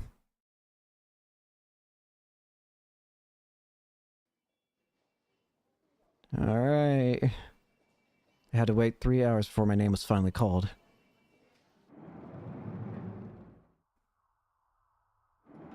Oh boy. It was a different examination room than the one from 4 years ago, but when I stepped inside, I was welcomed with a face I remembered clearly, or dearly. The doctor was exactly what you'd think of when you imagine a kind old man. His face definitely looked older than most, yet also soft at the same time, and his demeanor only served to emphasize those qualities. He hadn't changed a bit since I'd last seen him for 4 years prior. It almost made me wonder if he was physically incapable of getting any older, though I'd never known his actual age in the first place. The desire for me to latch on to him and never let go became stronger and stronger. I could rely on him. He could save me. I felt incredibly happy to see him again. But the first thing that came out of his mouth was, "How can I help you today?" His voice was indeed gentle and filled with a kindness to calm the hearts of others. However, it didn't carry the same familiarity that it had back when I'd been visiting the hospital regularly. It felt like he was only interacting with me on a purely professional level, so I couldn't help but tell him my name. Well, I'm Nishijo. Ah, yes. Introductions are probably in order. My name is Dr. Takashina. It's a pleasure to meet you. He bowed his head cheerfully. I was lost for words. It's a pleasure to meet you. That was what he just said. He completely forgot me.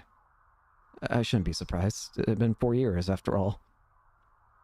But I truly believed that Dr. Takashina, of all people, would remember me. Maybe that was arrogant. I'd hoped for it all the same. So my heart was overwhelmed with loneliness and emptiness when those expectations were smashed to pieces. I felt like my very existence was being denied. Dr. Takashina started talking to me while making eye contact, but I averted my eyes.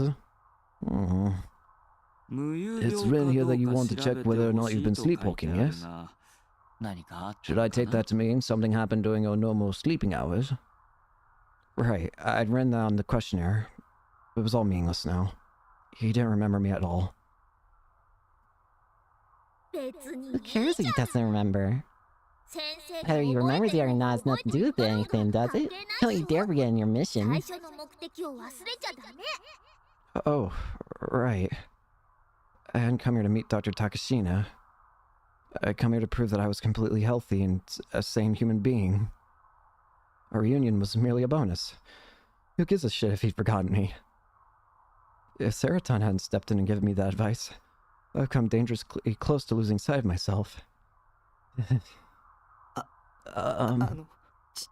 Isn't consciously doing stuff like going outside and typing sentences on my PC without remembering any of it.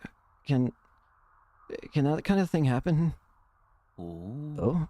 Someone I know pointed out to me, and I've been so confused.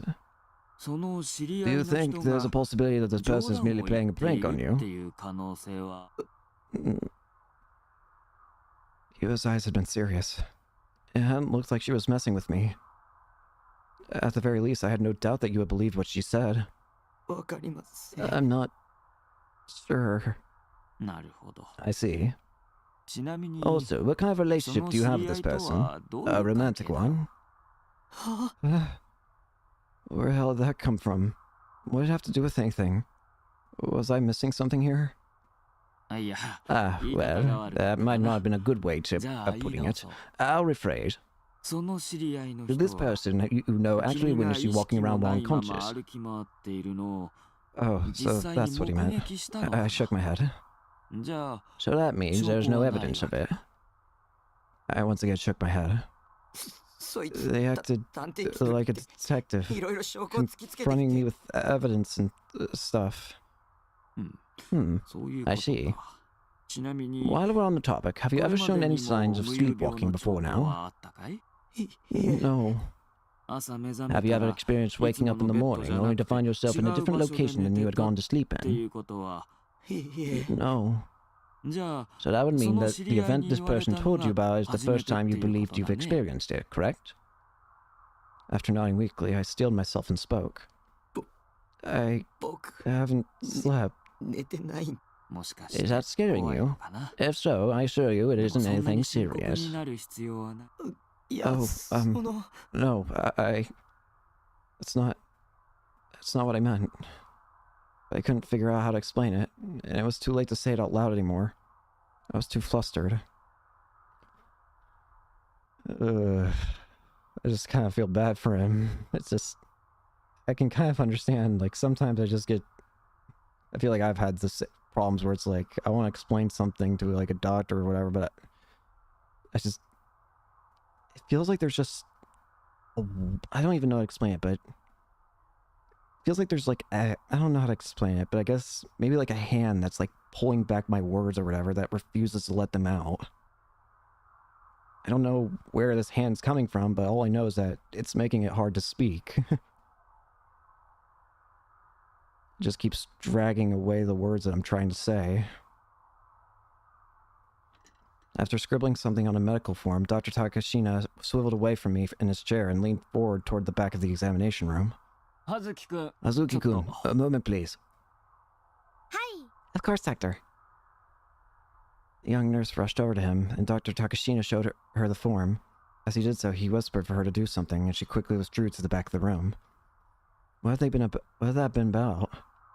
The doctor turned back toward my puzzled self. Then in a gentle voice, he began to explain to me how sleepwalking worked. When a person falls asleep, they first begin non-REM sleep, before eventually progressing to REM sleep. Non-REM sleep is a deeper sleep where the brain hibernates and brain activity ceases. Meanwhile, REM sleep is a kind of sleep where the body is resting, but the brain is active in a state that's fairly close to being awake. Sleepwalking is believed to more easily occur during non-REM sleep. With the brain not performing its usual activities, it's difficult for it to formulate normal responses. You can still respond accurately to a certain degree, however, even allowing actions such as climbing up and down a staircase without a single misstep. One cause of it when experiencing severe mental stress can easily occur then. It's a common symptom in children, but it also occurs often in adults. That should explain it, yes? That's what I meant by not being anything serious. Okay. But I hadn't been sleeping. Even though I hadn't been sleeping, I'd still done things I didn't remember. The time Shogun had been posting from room 37 in the chat room should have been when I was busy playing ESO. Could sleepwalking really be possible there? I wanted to ask him, but he was already moving to a different topic. There are many ways to check whether or not you've been sleepwalking. As for the most quick and easy way, well, you have to lie down on this bed right here. However, there may be certain conditions that need to be met in order for it to occur. For example, it may not happen if you aren't lying in your own bed. While you may be walking around in unconscious states, you could be walking around aimlessly.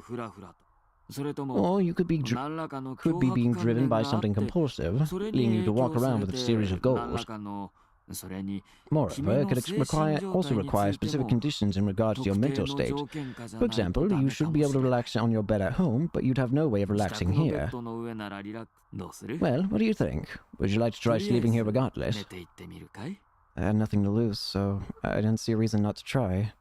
Then, after I proved I wasn't sleepwalking, I could try asking the real question I had in my mind.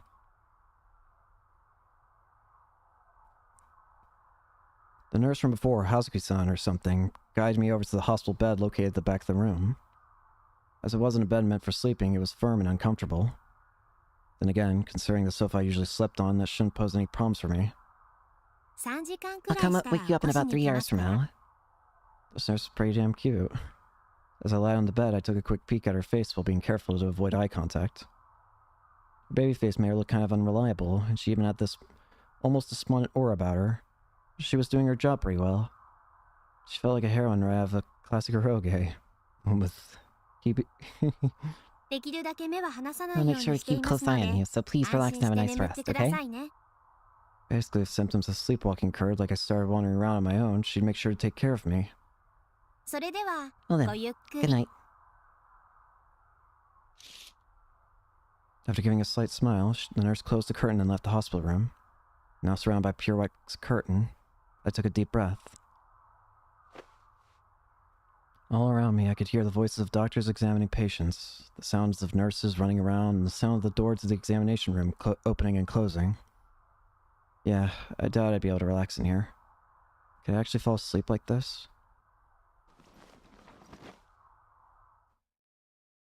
Figuring I had nothing to lose, I closed my eyes. No matter what I did, my mind refused to think of anything other than that corpse that had been massacred and crucified with stakes as well as the gory pictures Shogun had sent me. So I forcibly conjured Seraton in my head.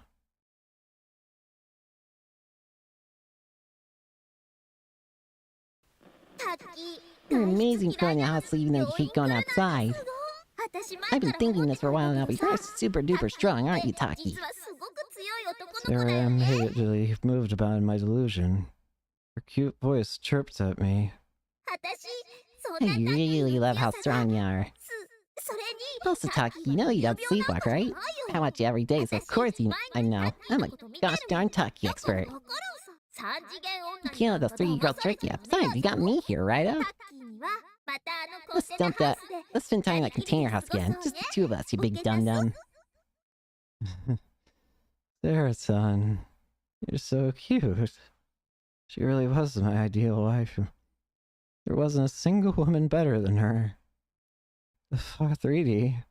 The fuck was that? I want to go home already. I want to go home and have Seraton welcome me back with a smile. Wait for me, okay? Seraton, I'll be coming home soon. Nishijo-san?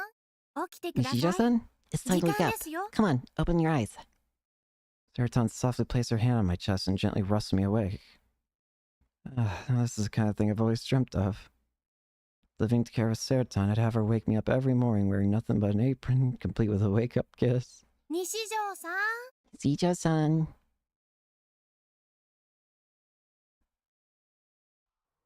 I slowly opened my eyes. Someone was looking down on me from above. I accidentally made eye contact with them. It was the nurse, Hazuki-san. I frantically looked around myself. Just before I was lying on the hospital bed. So everything from when Seraton had started talking to me was just a dream. Good morning. You ended up sleeping soundly for 3 hours. A full 3 hours. But it felt like I hadn't slept any more than 5 minutes. As I rubbed my eyes in a daze, Hazuki-san glanced at me before covering her mouth as if she couldn't hold back a smile. Sarah-san, your girlfriend?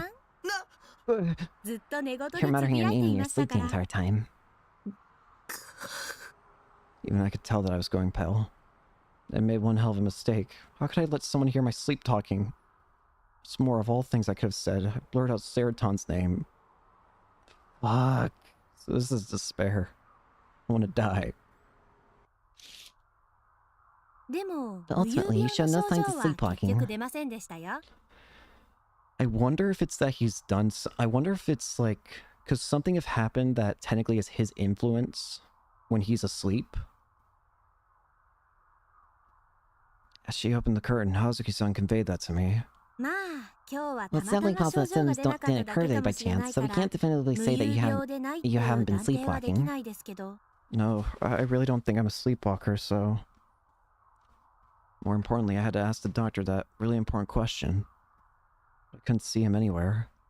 As I looked around, Hazuki-san handed me a blank form. Not really focusing all that hard, I took it from her and ran my eyes over it.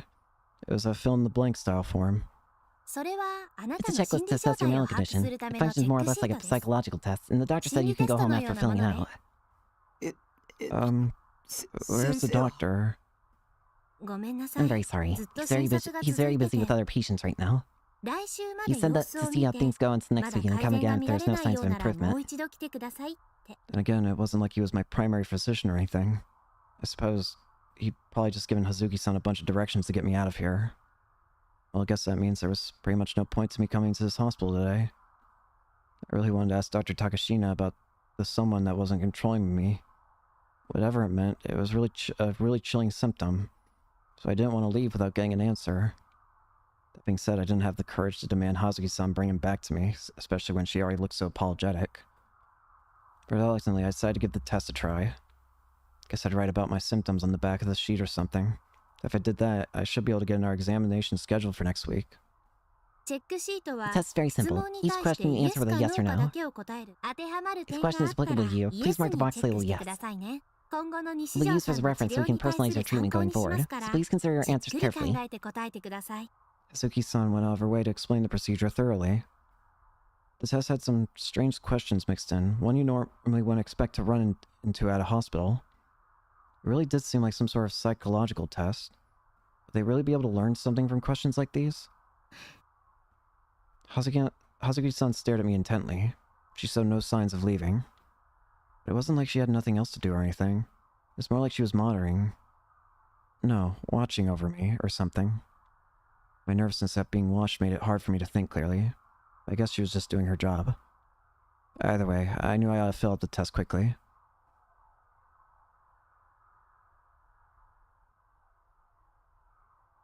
Oh, I'm actually answering this. Okay. I guess I'll just answer these honestly. Okay. When you have business to take care of, you prefer to use emails over phone calls. Do I prefer to use emails over phone calls? Not really. I wouldn't say so. Your ears ring every now and then. I would say very rarely.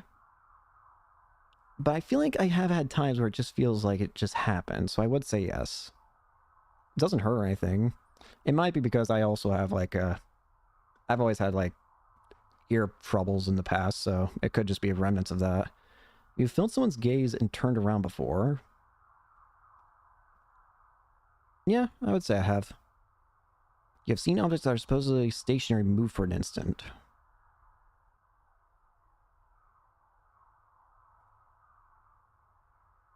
These are... Hang on.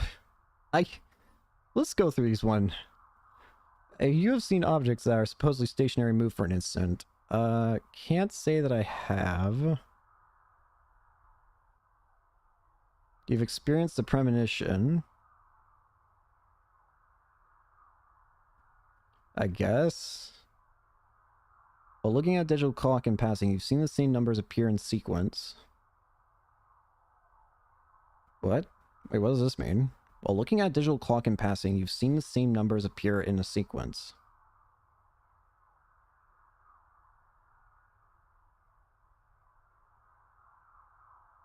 I don't understand.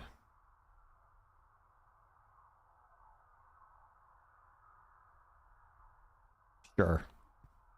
You've already cried once a month. I do it every month. No.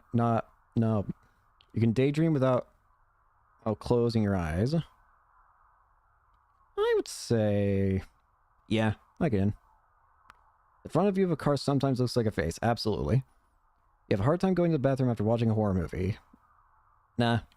You cannot handle haunted houses.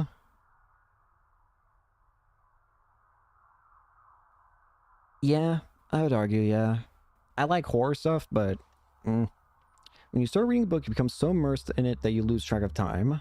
I don't often read books, but for the times that I have, I would argue yes.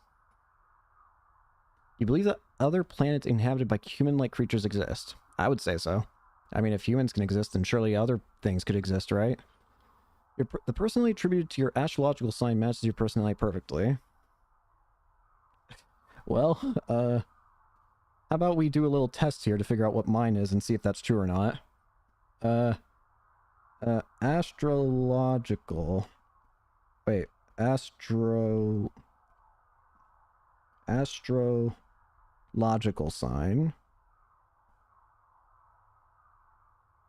for July 2nd, because that's my birthday. The astrological sign for people born July 2nd is Cancer. The fourth sign...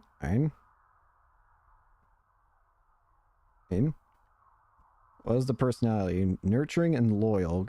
Protective of loved ones, while reserved, they stand on a foundation of strength. They aren't afraid to act when they feel it's necessary. Can be emotional and moody. Sign. Ruled by the moon. Emotions are as changing as the moon's phases. Well...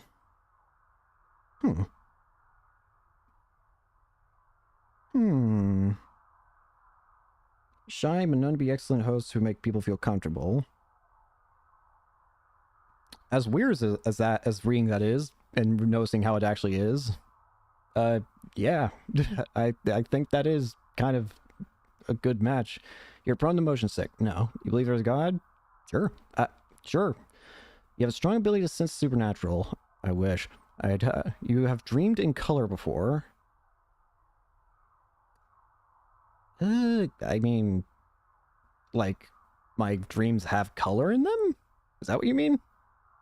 I would say, yeah, my dreams have color in them. You've been in a dream in which you knew you were dreaming. No. You've experienced memory loss. No. You have a hard time making eye contact. Yes. Merely the sight of sour food makes your mouth fill with saliva. Yeah. You feel like yawning when other people do. Yeah. Okay, there we go. Thank you very much for your time. Hazuki-san thanked me as I answered the final question, despite the fact I hadn't said anything. I felt pretty embarrassed at being watched the whole time. My face was probably bright red. Because of that, I avoided looking at Hazuki-san when I handed her the tests. There had been no time to write out my symptoms on the back. No, and please go in the waiting room. We'll have your medication out to you in just a few minutes. Huh? Medication? They were prescribing me something? Dr. Takashina never said anything about that. Yes, that's for the doctor's orders. It's a weak sedative, so you'll be able to sleep more soundly, and there aren't any side effects. Oh, awful's ever, Dr. Takashina. And yet, when I realized I would have to wait in that lobby again, my mood was immediately sent spiraling.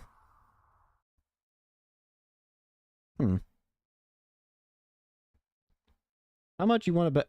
Value of death. Thanks, game. By the time I got back to Shibuya, it was already evening. The hospital was technically in Shibuya Ward, but since Yoyogi was the closest station to it, commuting via train was the fastest.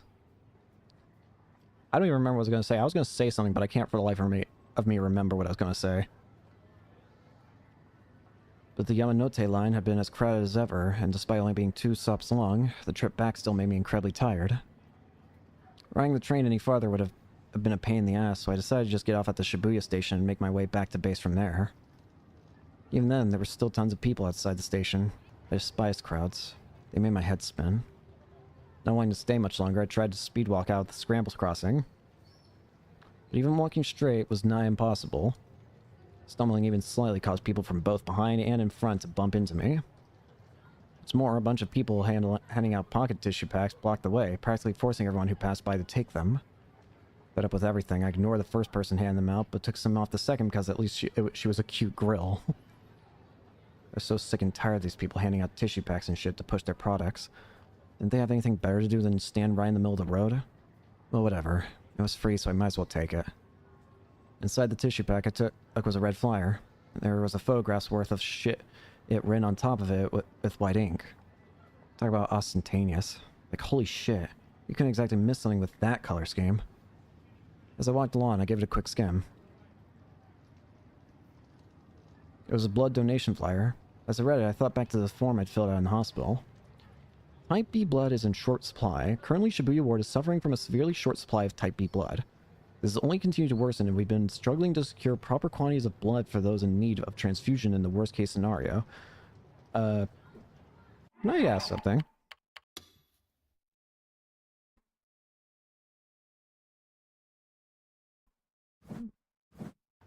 There we go.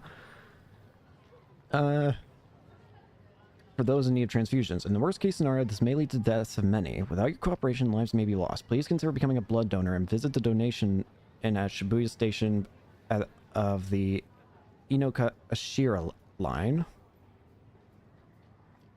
I didn't have any memory of filling out something like that 4 years ago. Maybe the way they examined patients had changed recently. Even then, though, something felt oddly familiar about the test. Deja vu. I've been getting hit by it all the time recently. Having my mind and body not function the way I wanted them to. The sense of dissonance was an incredibly uncomfortable feeling. So in order to ascertain the true cause behind the deja vu, I tried flipping back through the pages of my memories. I thought back to when Mom had taken me to the hospital about once a week. I kept my mouth shut at all times and only expressed myself via nodding and shaking my head. At first, I'd been taken to a perfectly ordinary examination room, but since I showed no signs of improvement, I started going to a different room before long. The room had essentially been a counseling room, which meant it put the patient's relaxation first and foremost. In other words, there were sofas and plushies and whatnot located all throughout the room. Dr. Takashina had taken a very patient approach to treating me, all while refusing to blame my situation on anyone. He alone caught on to how I was merely choosing to not to speak rather than having the inability to do so.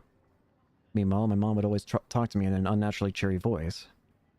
Every time I'd gone onto the hospital, the doctor would always welcome me with a refreshing smile. The nurses also treated me with all the love and care they could, and... And... I had a feeling... there had always been one more person in the room. Right. There'd been a man in black. A black suit. One that felt fairly off place in a hospital. As I've been doing my best not to speak, I never asked about him. I didn't know who the hell he was the entire time he was there. He didn't feel like a doctor, and he always stood all alone a fair distance away from everyone else, all while gazing out the window. I dubbed him Mr. Nozomi in my head, though that wasn't his actual name or anything. Nozomi. Nozomi. The man in the suit had always had a badge on his chest, no matter the situation. And on that badge was the word Nozomi. It looked like a logo to me, though, so it probably wasn't a name tag. Oh, I knew why it was bothering me now. That test from before had also had the Nozomi logo printed on it. Now that I think about it, I think I remember seeing... I think it did say Nozomi on that test we did. I had a hunch that I'd seen it somewhere before, and now I finally remembered exactly where. It was like a huge weight had been lifted off my chest. That aside, what was Nozomi anyway? I was pretty sure it was the name of a business. It could be a counter-terrorist organization founded by a gorgeous female CEO named Miss Nozomi. It's just like a manga.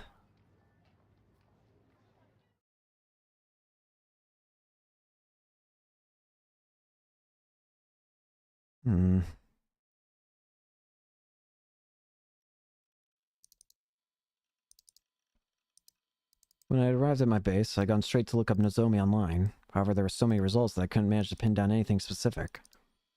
Well, let's go with a more normal theory first. The Nozomi guy could have been from the company that made the test, and he was just at the hospital in order to sell them or something. The hospital had then adopted the test recently, and they decided to have me fill out one today. Nah, I doubt that. I've never heard of some rando attending a patient's examination like that.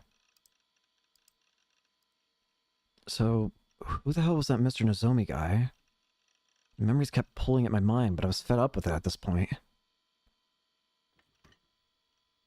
Either way, the reason behind my deja vu was now clear. I decided to ask Dr. Takashina about my memory issues next week, but until then I was going to stay cooped up in my room without bothering with school. There was no way in hell I'd go to a school where people were trying to hurt me. In all honesty, I really didn't want to screw up the minimum attendance chart I'd so carefully constructed, but it wasn't worth getting myself killed over. I gave up on my Nozomi search and went to look for any interesting looking threads on that channel. The news board was almost completely filled with New Gen threads. New Gen News Bearer, New Gen number 1 Group Dive, New Gen number 2 Man-Child, New Gen number 3 Crucifixion, New Gen number blank to be continued. The Crucifixion's the one that we witnessed. Even the ESO board had threads like, let's try and replicate New Gen crimes in ESO, and to be honest, I was beyond sick and tired of the whole thing.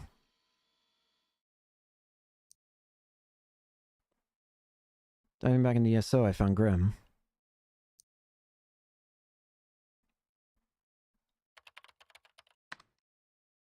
That channel news board is super fucking boring recently.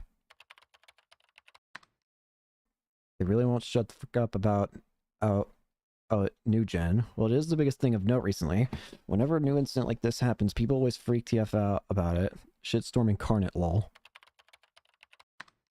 They still haven't caught the culprit. I mean, you and I both know the police are incompetent, lol. There's tons of idiots all over the web painting the culprit as some moe hot chick, lol. That demon girl. The desolate eyes of the girl I'd seen at the crucifixion murder scene flashed through my mind, and I felt a shiver run down my spine. As much as I didn't want to remember that ghastly memory would come back any time I let my guard down. Wait. I'd seen the culprit's face. I knew who they were. Should I report to the police? But I didn't want to get involved. Demon girl? Is there already an offshoot of the perp like that? That might be taking it a bit too far to be H. Anyway, these New Gen cases are seriously interesting, dude. I've joined the Freepara New Gen community. They're getting way too into this. Everyone but you and Sisen from our guild has joined. Oh god, was he serious? Now I wouldn't be able to hop on and chat with my guild anymore. You're just some weird shit, man. Gives me the chills. I knew you were into some gory stuff, Grim, but... Don't tell me you're the type that looks for artistic merit in murder cases. True, the crucifixion corpse could have easily been mistaken for modern art, so it'd be fair to say it was artistic in some sense. Now, the only thing you should be seeking here is how lewd it is. It's like the ultimate form of BDSM. Jesus Christ. This guy's hopeless. I better do something quick. He'll get it once you leave behind your virgin virginhood ton. You lowly bastard. Are you saying you're not virgin? Ugh. You damn traitor. Back on topic though. The site pulling all the info together is filled to the brim, so you really ought to take a look. Oh, we have a bunch of stuff. The ideograph depicting a person on all fours, depressed. O is the head, R is the arm and torso, Z is the legs. You typically used to express despair, dejection, and frustration. There's no set way to pronounce it, and as such, many people pronounce it as orts, ors, or orse. I think ors is the way. Diagnostic results. You are moderately delusional, which is the most common diagnosis. Thanks, game. You live a relatively comfortable life in the real world and are likely to spend around the same amount of time hanging out with friends as you do enjoying TV, video games, and other media by yourself. Human beings are creatures that require delusions in moderation. For such a thing is the reason why our minds are so enriched. In your case, I'm sure you can enjoy your delusions while still making the best of your real life. Going forward, it'll be important to maintain a good balance between real life and delusions. If you allow your delusions to run too wild, you may find yourself in danger of becoming a freak in no time at all. A word from Ayase. I suggest you sing. Let song flow from your lips. Singing is an act that exists in reality. However, pouring your thoughts into song is an act born from delusion. And singing allows these two sides to coexist, and you can share such a beautiful coalescence with many. That's why you should sing. Word from Yua. I by no means think it's weird to enjoy anime, but please don't let anime be the only thing you talk about in daily conversations. Thank you, Yua. Stay of furious, chaotic excitement or activity on the @channel thread.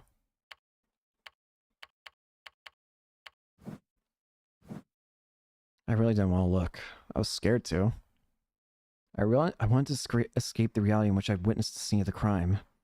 That's why I've been intently avoiding all info related to New Gen ever since then. I wanted to fool myself into believing that the gruesome scene I'd seen had just been a delusion, but I was basically a god in Yasuo. Not just someone strong, but someone who knew all. Not to mention I was the guild leader. That'd be beyond embarrassing if the organizer of the group couldn't keep up with the latest topics. I had to make sure that didn't happen. I clicked on the link to the site Grim had sent me. The top of the site had the title, All Things New Gen, written in big letters right in the center of the page. This type of website was basically like a wiki. It's open to the public, and anyone could enter info related to a particular topic. Yep. In the case of this New Gen site, loads of people entered the info into concerning New Gen, and the site updated as they did. Sites like it tended to suffer from unreliable info being mixed in, as well as its fair share of vandalism from trolls, but they could still be pretty useful for getting a quick overview of an incident. Many links were pasted all over the page. I promptly clicked on the link that read current timeline. My heart raced. Just reading the site was making me nervous. My palms were slick with sweat. The earthquake 2 months ago, brutal bizarre serial murders, 3 in total, corpse affixed to concrete wall, witnesses claim they heard nails hammered around the crime scene. All the crimes are being committed by different people, crucifixion, man-child, group dive. Victim was a 56-year-old university professor. The earthquake of 2 months ago, name the following post will be presented by Anonymous. 2 months ago, an earthquake with a seismic intensity of 3 occurred, with Shibuya as its epicenter, and yet there were 8 fatalities.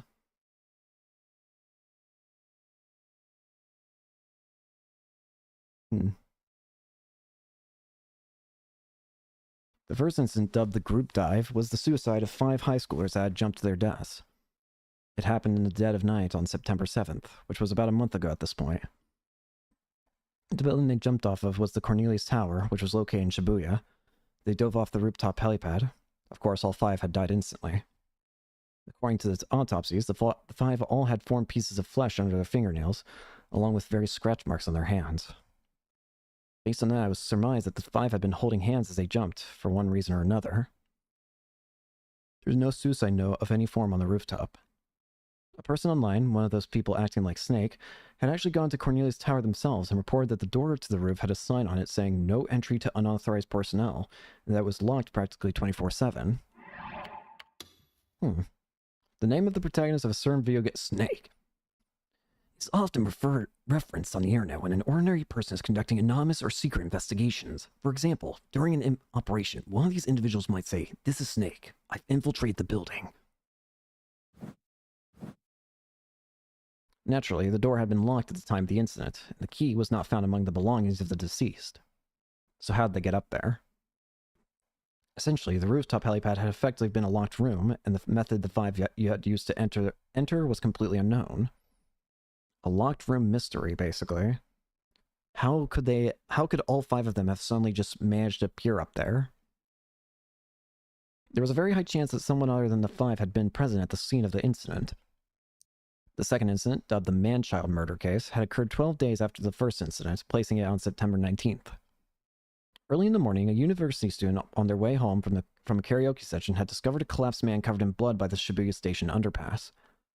The victim had been a university student residing in Shibuya Ward, a 21-year-old named Konoe Shizuo. He was already dead when he was discovered, but his abdomen had a natural, very large swelling. According to the autopsy, someone had performed an abdominal incision on the man, stuffed a newly born fetus inside the man's stomach, then stitched it back up. What in the hell am I reading? Moreover, a DNA test confirmed that the fetus had no blood relation to the victim. The victim was a bachelor and had no relations with any women. It was only an online speculation, but it was assumed that the 32-week-old fetus had been removed from its mother's body via C-section. However, the mother's identity, current whereabouts, and even whether or not she was alive was completely unknown. It was possible that the police had already discovered her whereabouts, but if they had, nothing had been publicly revealed. I averted my eyes from the monitor to keep myself from throwing up. Jesus Christ, talk about nauseating. The culprit was completely insane. And maybe, just maybe, these ghastly murders...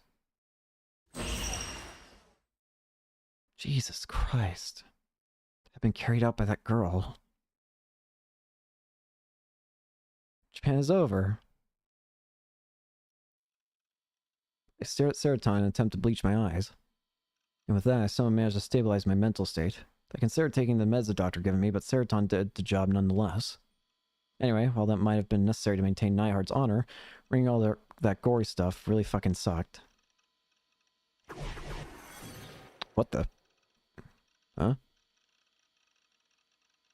If it's so hard, then you don't have to read, you silly goose. Well, if you're super masochist, then I won't stop you, Taki. I just can't bear seeing my Taki go through so much pain. So why don't you just stop? You can just stick to fun things in life. You can just... Nope. How wonderful and caring you are, Seroton. Was the only one who stayed by my side. I rested my chin on my hands above the table, watching Seroton smile as I took deep breaths. My soul had been healed. Might be able to get through a little more if I kept glancing at her as I read, and so I decided to put that into practice right away. Come to think of it, why have those 2 unrelated cases been slapped with the new gen label?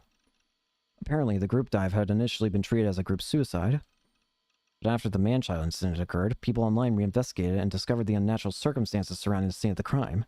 Rumors then began to appear, saying that the 5 may have actually been killed and that the suicide label was merely a cover-up. According to the parents and good friends of the 5 victims, there was no way it could have been in suicide. Then, the mass media had started making connections between the 2 incidents, starting with where they occurred, Shibuya. Madness explodes in today's youth. The new generation madness. Sensationalist headlines like that started popping up everywhere. To my understanding, anyway. So is the current belief that it's supposed to just be some kind of insanity or delirium that's just going around? Then came the third case, the murder case I'd witnessed, dubbed the crucifixion. Crucifixion.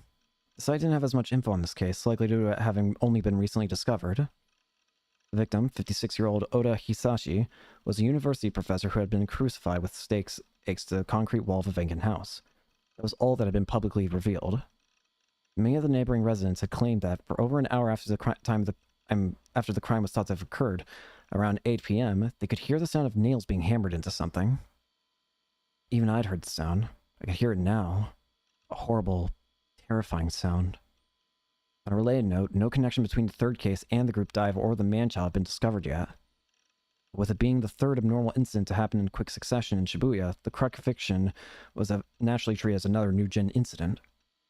The police and mass media believed that all the crimes had different culprits, but the predominant opinion online, or rather what most of the net hoped was going on, was that the crimes either shared a single culprit or an organized group of culprits.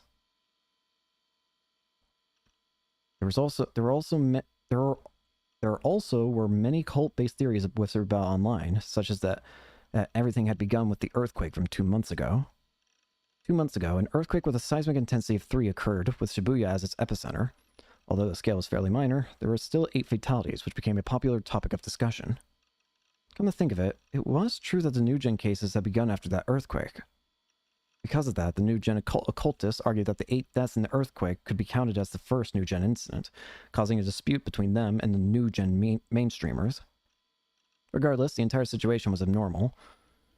After all, despite the fact that 3 brutal cases had occurred in quick succession, no clues on any of their culprits had been found.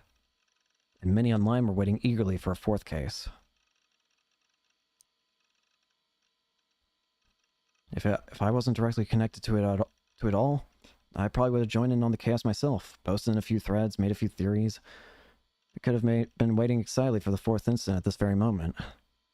Damn it, all these assholes were just having the time of their lives, weren't they? Please, just catch the culprit already. A week had passed since the crucifixion, but neither the demon girl nor the police had made any moves. If they knew I'd been at the scene of the crime, they would definitely come around and question me about it. There hadn't been any signs of that actually happening. Thank God. It looked like I wasn't going to get dragged into this after all. You have precognitive powers. That claim you had thrusted at me flashed in my mind. Well, right here is an unaccountable digital picture that can only be explained by precognitive powers. That's why I had to ask. Even though I'd finally started to relax, that feeling of despair came flying right back in an instant. The image sent by Shogun. The data was still on my PC. Yua's claims were no more than delusions she dreamt up. Her deductions were a total stretch, not to mention logically bankrupt. I might have ended up not asking about it in the hospital today. The idea of me doing things without remembering them was completely absurd. Utterly impossible. I mean, nothing like that ever happened to me before. So the gory image was obviously faked. In that case... just find proof that it's fake. So let's give the picture a little look-see. It's so disgusting. I don't want to look at it any more than I already have. Start that Mimpo's argumentaki, you'll be able to go back to your peaceful life, don't you know? And if you do that, there'll be nothing to fear no longer. You know what you gotta do. Of course. She was exactly right. You had talked to me as if I was the culprit behind the crucifixion, but that wasn't true at all. I mean, I'd seen the culprit's face. As if I'd let Yua put the blame on me after that. With a gulp, I double-clicked on the folder where the images were cached. I feel like this is a bad idea. What? It was the first time in 3 days that Ban and Yasuji had set foot in the Shibuya police station conference room. Who? The investigation meeting for the Maruya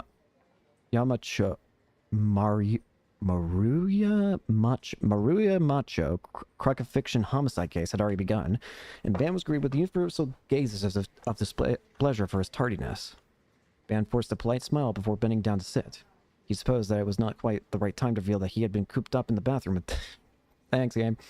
The Maruya Macho crucifixion homicide case had been assigned to the Shibuya police station on the morning after the incident.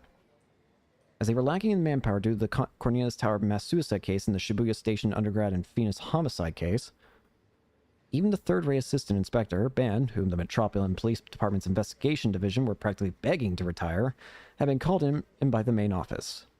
Moreover, as all the incidents had occurred within the Shibuya police station's jurisdiction, it was an unusual situation in which a single jurisdictional station was utilizing 3 special investigation teams. Because of this, operations were made quite difficult, with the 3 investigation teams having access to only one large conference room that they had to alternate between. The mass media was hailing it all as one large case known as New Gen, and there were rumors that the police would combine the 3 investigation teams in order to make a New Gen investigation division, thus solving the issue of manpower. All the detectives found this prospect completely asinine, regarding it as nothing more than an absolute joke. Assistant Inspector, your report. Ban's superior, Inspector Matsunage, who was in charge of the investigation team, called out to Ban with a piercing gaze. But Ban did not notice this. He simply continued to cool himself down with a handheld fan as he took a moment to recuperate. Assistant Inspector. Assistant Inspector Ban, are you listening to me? Oh! Hey! The boss is calling you. Banzan, he's waiting for your report. Hello? It's you! You're the guy that we saw briefly. The whispers of Ban's partner, a rookie named Sua, finally got him to realize he was being called. Sua?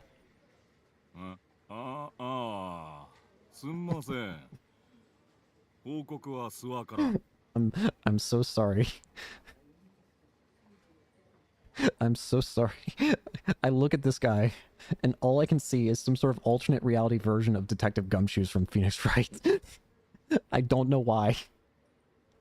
I just see some sort of alternate reality version of Detective Gumshoes. Oh, sorry about that. So we'll get a report. You want me to do that? I'd tell you if I wasn't here, so them's the breaks. Hurry it up.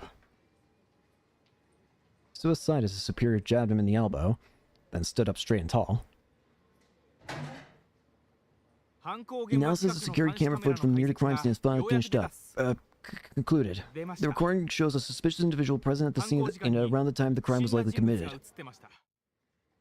Murmurs echoed throughout the conference room. The relaxed atmosphere from before had turned on its head.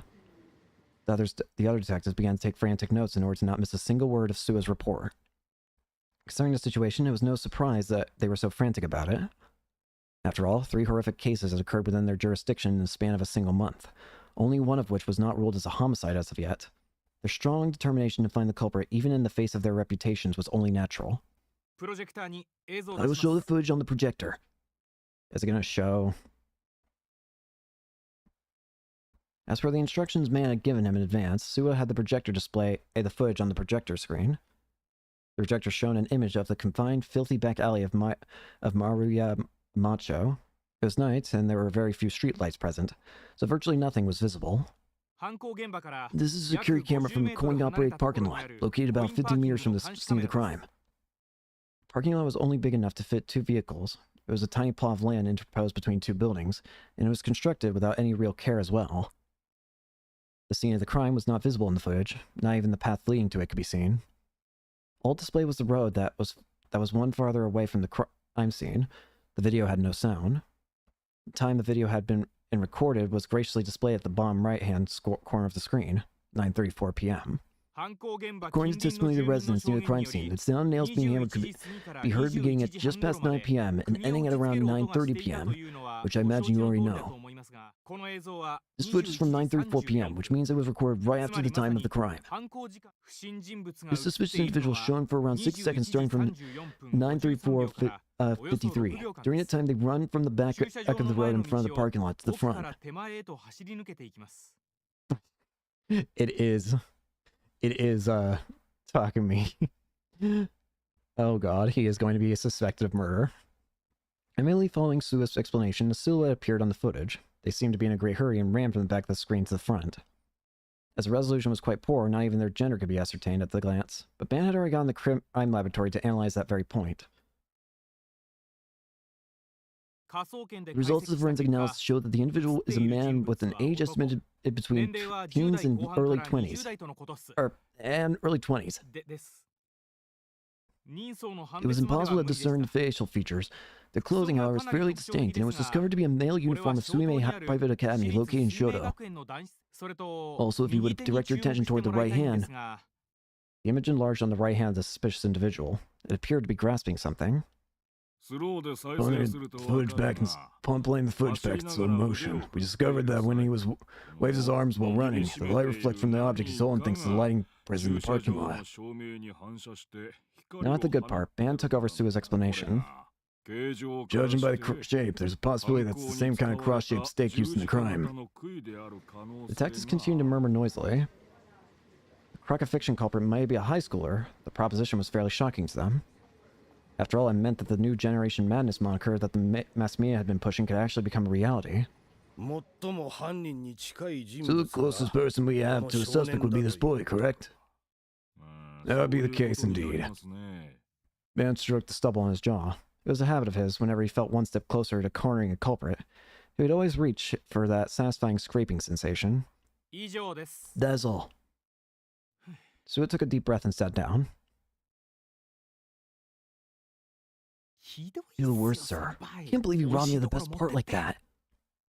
Ignoring Sua's grumbling, Ban once again burned the image of the high school boy into his mind. So, you finally shown yourself. I just gotta grab onto you and never let go. Oh, great. Great.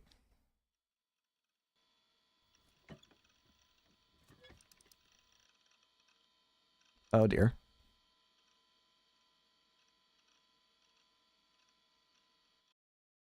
Sure enough, the image Shogun had sent, and it was in my cache folder. 168491 and JPEG was the name. Obviously, a part of me was still hesitant to even look at it. I mean, it was a pretty fucking nasty image, grotesque as all hell too. I was sure that just looking at it would throw me right back to the scene of the crucifixion, where that violent scene had taken place right in front of me. But even then, I need to expose Yua's flawed logic and therefore guarantee my own safety and innocence. Thankfully, since Seraton was there for me, I could handle a little bit of gore. Mustering all the courage I had, I double-clicked the file. Ugh. God, it was so gory. Compared to the crucifixion scene I'd seen in person, it wasn't quite as bad. Telling myself that the image had to be fake, I was just barely able to stomach it. When I first received the image, I closed it immediately after looking at it once. I had inspected it thoroughly. This time, holding back the urge to vomit, I decided to examine the image in excruciating detail. I didn't know much about how to tell whether a picture was fake or not, but taking a look at the shadows, seeing if there was anything off about the surrounding area, and other stuff like that should be enough. The only possibility I had in mind was that the photo had been taken in advance, and the crucifixion corpse had then been put on top of it using CGI. And then the day after Shogun had sent the picture to me, they executed the crime exactly as they edited in the image. Thanks to the poor resolution and how dark the image was, I could only really see the stakes, leaving the identity of the victim unclear. Light was only hitting the area surrounding the corpse, yet something about the image was just begging me to look at the crucifixion itself. I felt like that was the intent of the person who made it. I mean, come on. Focusing that much light around the corpse was kind of overkill, don't you think? Well, it wasn't like I'd been paying close attention to the actual crime scene, so I couldn't really jump to conclusions. In the picture, the demon girl wasn't standing in front of the crucified corpse. But when I opened my eyes wide and looked even closer, I noticed a silhouette in the dark spot on the left hand of the side of the image. I almost completely missed it. Due to the low res of the image, the shadow of the figure stood in blended perfectly into the surrounding scenery. You could easily miss it if you weren't paying close attention.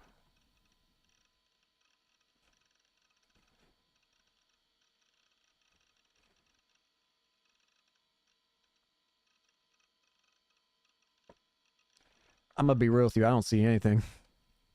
Obviously the image was fake, but what if the person who'd taken the photo had accidentally left themselves in it? If they had, it was possible that they'd forgotten to edit themselves out when they tampered with the image. It looks like they were wearing a Suime hat uniform. In that case, it had to be that demon girl. She was the one wearing one at the time of the crime, after all. But when I took a closer look, I noticed that the figure's hair was actually pretty short. The demon girl had long hair like Yua. Alright then, time for some computer magic. I needed the details here. I opened up some image processing software and dragged the image in. Then with a big gulp, I selected the levels option in the adjustments menu and brightened the once darkened corners of the image. Yep, it's you. What? What the hell? Huh? What?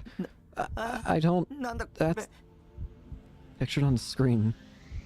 Pictured on the screen was unmistakably... me. How was it me? It didn't make any sense. I'd never been there before September 29th. It was fake. It had to be fake. I couldn't find any bit of proof that it was, but it absolutely had to be. Nothing makes sense otherwise. I mean, Shogun sent the image on the 28th, and the crux of a fiction murder case occurred on the 29th. If the image was of what happened on the 29th, then that would mean it was a picture taken from the future. Do you have precognitive powers? Fuck you! There's no way I have powers! I kicked the plastic ball at my feet and closed the paint program. I checked the file's properties to see when it was made, and then I lost all words. The timestamp was the 28th. But that was the least of my worries now. In the comment section of the properties menu, there was a single, inconspicuous sentence. A sentence my eyes couldn't look away from. Whose eyes are those?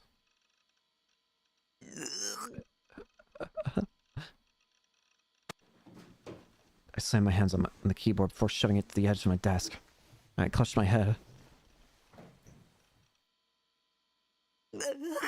Save me, Sarah. I could barely hold back my tears. What the hell had I done to deserve a whole week of nothing but more and more insane bullshit? Why was I the only one that had to deal with this shit? Hang on a sec. If they had somehow managed to get a photo of me, and then they edited into the image of the crime scene, that would either mean Shogun had taken a photo of me without my consent, or that he had somehow obtained my photo from another source. And considering how he suddenly entered the chat room and started talking to me right after Grimm had left, he'd likely been aiming for me and me alone from the very start. Shogun might very well have discovered my real identity. If that's true, then Shogun, the demon girl, anyone could raid my base at any moment. And then I'd be abducted. I felt a chill on the nape of my neck. It was the gaze again. There was something there, watching me. Don't look at me. Did you really think I'd turn around? I knew the rules of the game better than anyone.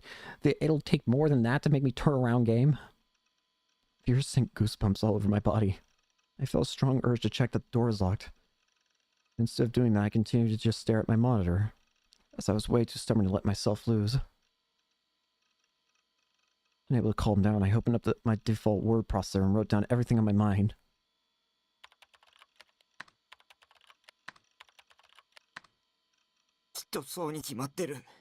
This has to be it. Demon Girl, Cold-Blood Murder has precognitive powers. Shogun, Demon Girl's underling. Yua, Shogun's underling. As I stared fearfully at the word demon, I began to wonder if the girl at the crime scene was actually a real demon. I mean, come on. She couldn't be human by any means. If she was a demon, she might actually be able to see the future. If she could see the future, projecting a scene from the future onto a picture via psychic photography would be child's play. It would line up perfectly with how she'd managed to carry out the gruesome crook of fiction all on her own. Then she got on her underling Shogun to send the image to me, a person she knew would end up accidentally witnessing the crime scene. I didn't know why she'd done that. Maybe it was a threat. This'll be you next if you tell anyone what you saw. Or maybe it was a death sentence. You're next. If that really was what it meant, then... They could come and murder me at any moment.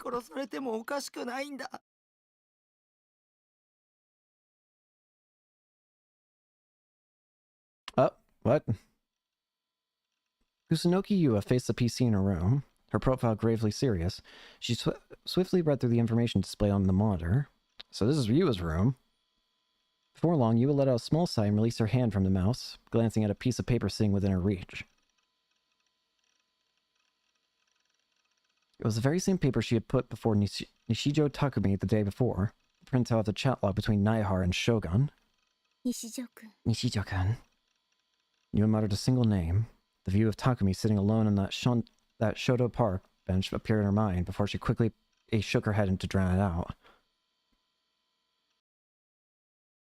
Suddenly, she looked behind herself in surprise. Just now, I felt like someone was watching me. Her gaze stopped upon a large stuffed scarab froggy enshrined on her bed. Wondering if it had just been her imagination, she tilted her head in puzzlement. Then she slowly rose to her feet, walked over to her bed, and fell onto it head first. The sheet smelled of the sun. It seemed that her mother had kindly dried the futon earlier today.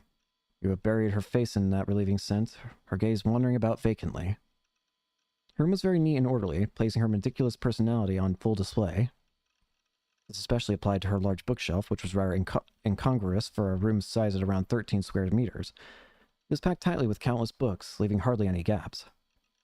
However, charmingly, the lower half consisted of nothing but complex academic books, computer-related books, and other similar material, contrasting greatly with the upper half, which was filled with shoujo manga and anime DVDs. With another sigh, Yua turned her body face up and stared at the ceiling. D-I-D. D-I-D. D-I-D? Whoa. From... Dissociative identity disorder, a condition in which a single person has more than one personality, commonly referred to as DID. A personality is defined as a continuous pattern of engaging with one's environment while being aware of the environment and their ego. In other words, a human being's ego presents itself by recognizing the continuous passage of time, confirming that their actions and subsequently received information are consistent, and from there is themselves. Personality change in DID is sudden and can be triggered by psychological stress, social stress, as well as various other environmental factors. The disorder is characterized by many cases in which the different personalities do not retain the same memories. The age of onset is in early childhood, but it may not always be clinically apparent. It is easier for the disease to become chronic should the patient have experienced some form of childhood abuse or psychological trauma. It was first referred to as multiple personality disorder in the DSM-3, Diagnostic and Statistical Manual of Mental Disorders, 3rd edition, published in 1980, by the American Psychiatric Association, and while the name may be commonplace, it has not been used since the DSM-4, 1994. She muttered the name of the mental illness she had just been researching. An explanation related to it was still displayed on her monitor. It must be so hard. Yua hugged the stuffed Garo Froggy by her pillow tightly as she thought about Takumi. But However, her expression soon vanished, replaced only by the gritting of her teeth. Does she think Takumi has dissociative identity disorder?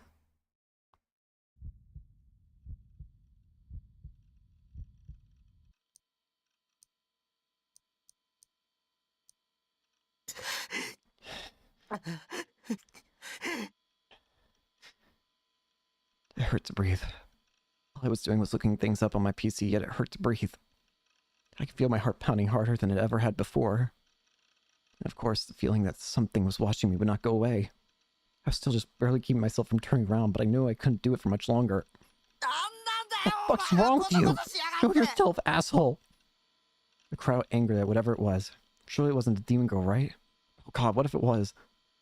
She could be using second sight or clairvoyance or some other demonic power to spy on me. The chills in the back of my neck were gradually growing stronger, to the point where they were getting slightly painful. Jolts of electricity coursing through my body. I was covered from head to toe in sweat. The front of my t-shirt was completely soaked. God damn it! Unable to take it anymore, I whipped around in my chair as forcefully as I could. And yet, all I saw was my room, in the same condition as always. I didn't see a single thing that shouldn't have been there. Are you not there? Who are you?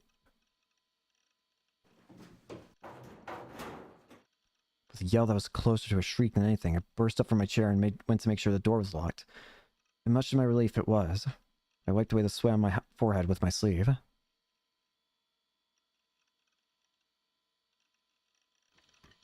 Returning to my PC, I focused on the monitor once more.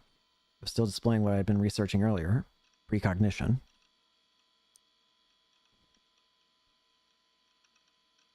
When I was a kid, I truly believed that precognition existed, that psychics existed, and if I was being completely honest, I still did to a degree. Precognition. Noun. To know what is going to happen in advance. Example, to foresee an unusual phenomenon, also known as foresight or foreknowledge. Wait, is this the same kind of, yeah, this is the same, thing that's in the, title thing, or the, terminology thing.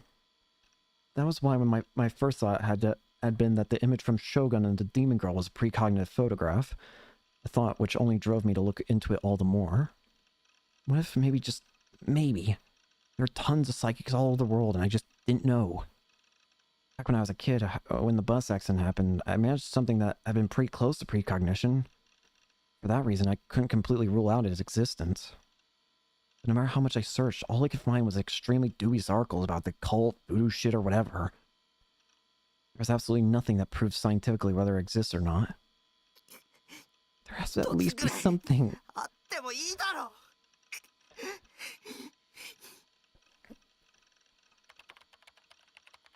Growing increasingly frustrated, I finally tapped away at the keyboard. Couldn't deal with how anxious not having a concrete answer made me. Was the world really telling me to give up? Wait here trembling in fear for demons that might or might not come? I couldn't stay staying like that. Of course I would have vastly preferred to learn that precognition didn't exist, but regardless of what the truth was, I needed to know it badly. Pretty much out of options, I decided to take a look at Channel's occult board. The place was typically home to nothing but total BS noise, lies, and misinformation mainly. But it actually has some pretty mind-blowing and even useful information scattered on it sometimes. Buying back how frantic I was, I opened the channel, and then I clicked on the occult board and gave precognition a search. And when I did... Precognition and Prophecies. Phantasm General, New Gen 4383. Shittily predicting the future of Japan, precognition thread number 6, number of dudes who want fest time, queen of precognition to kick their shit in, the Messiah, FES precognition discussing phantasm, precognition, fuck phantasm, thread 11, more like superstition. What do you guys think of phantasm's prophetic songs? Clear precognition in my opinion. Why phantasm are little murderers pretending to have precognition? And part 5, if you had precognitive dreams to get your ass in this thread, trolls GTFO, logging off to hear FES prophecies precognitions IRL. My search pulled up a surprising number of threads, about 30 of them. Was precognition a hot topic on @channel at the moment? With a gulp, I checked the thread titles one by one. Phantasm? FES? Most of the threads contained those two keywords. In addition, New Gen discussion had also wormed its way in, with lots of unsettling terms like prophetic lyrics and murder being used. What's this? Having never heard of Phantasm before, I went to Google them. Apparently, they were a Shibuya-based 4-piece gothic punk band that had been doing live concerts recently. They were so popular, in fact, that they were completely dominating the indie music scene, with a female vocalist known only as FES. Hang on, I think this sounds familiar. Wasn't this person... I feel like... Wasn't there, like... There was mention of that in, like, Steins Gate stuff, I feel. Anyway, to check whether it was related to precognition or not, I clicked on the thread at the top titled Precognition and Prophecies, Phantasm General New Gen 43, and gave the contents a brief skim.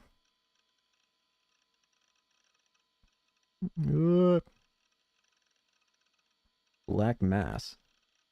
Congrats, everyone. But yeah, let's go to the concert Sunday. Those who do enjoy Fest Sama's Black Mass without letting any of it go to waste. This sound, you'll be getting the Crux Fiction treatment, Limphal. Read lyrics, but still feels like a stretch. The phrasing is a vague as shit, and there's no way any are actual prophecies. If I'm wrong, though, have mercy on me, Crux Fiction killer, lol. Calling it precognition or prophecy or whatever, or TF, it is taking way too far. Now, this ain't Nostradamus, so how about we just sit back and enjoy the music for what it is? FES stuff ain't bad lyrically, but I def can feel the new generation connection. Everyone also always talks about FES. Rip the composer Rio. Poor guy's getting no credit. FES Ton's lyrics force me to find the meaning of life. It's trap. FES tards are total shitters. Well, TBH, I wanted to be insulted by FES song in that chill voice of hers while she grinds her... Okay. We're just gonna skip by that guy. FES Ton is my waifu. Take that to the BDSM thread. Also, FES is my waifu. Actually, stop bumping this shit. What? This is what you guys mean by new gen prophecy stuff? O servant revealed by the light of the moonlight lit night, connect the phantasmal paths which lead to this place. Little do they know their screams will soon turn to silence, and repose shall fall upon us as we link hand in hand within the wind. By the way, I say fuck Phantasm like Limifal. Their fans are terrifying. You'd think they were all brainwashed. Well, now you're gonna get it. Don't link the lyrics, dumbass. What a brainless troll. Those lyrics, depending on how you interpreted them, they could be seen as referring to the group dive. Oh yeah. And repose shall fall upon us as we link hand in hand within the wind. Because they were all holding hands together. And yet those lyrics have been released 2 months ago, which meant they hadn't been written after the crucifixion. Is this precognition? Could it just be a coincidence? Or could Phantasm be yet another one of the Demon Girl's underlings? I read the thread in more detail, only to find out that each of the 3 new gen incidents had all been prophesized by Phantasm's lyrics. However, the lyrics for the songs that supposedly prophesized the Manchild and crucifixion incidents had not been posted on that channel. Apparently, uploading them online was viewed as a taboo of sorts. The philosophy seemed to be, if you really want to know, just go to the concerts and buy an album yourself. Regardless, there were a great number of people online trying to predict the next new gen case based on the songs Phantasm had performed thus far. Okay, this is weird. Ow! Sorry, I just ended up smacking myself on accident. And apparently, ever since New Gen kicked off, Phantasm's albums have been completely selling out. They've been so successful, in fact, that even the mainstream media have picked up on it. Gothic band boasting cult following rises among the youth of Shibuya. News stories like that were popping up all over the place. The one writing the lyrics was the head singer, FES. No one knew her real name. What if FES was actually the Demon Girl? If she was, it would explain how she managed to prophesize the incidents literal months before they occurred. The Demon Girl was the culprit, after all. I tried doing an image search, but I couldn't find any good photos of her face. All the pictures were taken by phones during her concerts, and they were so blurry that I couldn't even begin to make out her face. Shit! I wiped my sweat-drenched forehead with the hem of my shirt. I was frustrated. I was scared. I couldn't believe anything. I didn't even want to see anything. Several emotions swirled within me, suffocating me. My breathing hadn't even come close to stabilizing this entire time. But even so, I knew one thing for certain. I needed to see FES's face. With that trembling fingers, I typed in Phantasm's name and clicked on their official website. The site was mostly black, decorated only by a text of uniform deep crimson color. It was unrelenting in simplicity, and yet it felt so incredibly eerie and strange. There was barely anything on the site at all, just basic information on their concerts and discography. There wasn't even a single image. There were no profiles on the band members, nor anything on their song lyrics. Well, if they were the culprit, they wouldn't want their face on the internet anyway. How about thorough? I took a look at their performance schedule and saw that they were typically performed about every other week. Their next concert was the day after tomorrow. If I went to it, I'd be able to check whether FES was the Demon Girl or not. But even if I did find out where they were one and the same, what would I even do? Report FES to the police? Cry and beg for her to leave me alone? Bring a crucifix and attempt a mock exorcism? Yeah, I know those were gonna happen. I was up against a demon. There's no way in hell an otaku freak like me could come out on top. Problem is, if I didn't, I'd die. She transformed my corpse into her newest art piece, and I'd be posted on the All Things New Gen site as yet another case.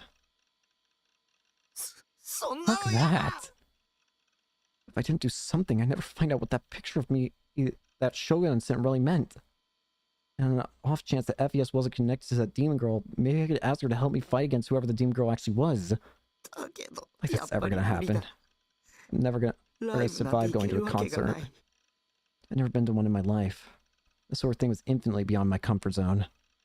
Not to mention concert halls were cramped and dark and noisy and crowded.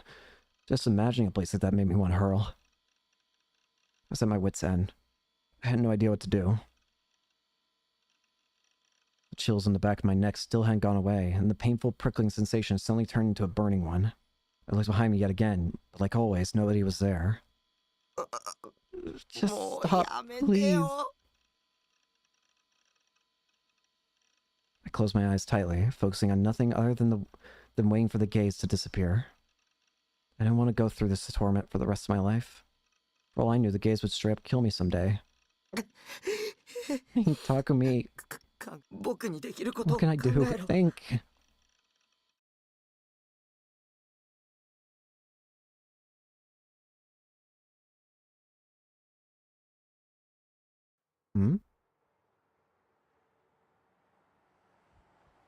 Hanging in the shadow of a telephone pole, I looked at the gigantic concert hall from afar. Okay. I'm gonna save multiple times here because I feel like I'm gonna forget. But I'm gonna go ahead and end it here for today. So, again, I know it's short. I'm gonna try and work my way up to having more, to doing longer and longer. I don't want to just immediately jump back to 4 hours like I usually did in the past. But thank you all so much for watching. Hope you enjoyed and hope to see you all later. Peace. If I could shut down.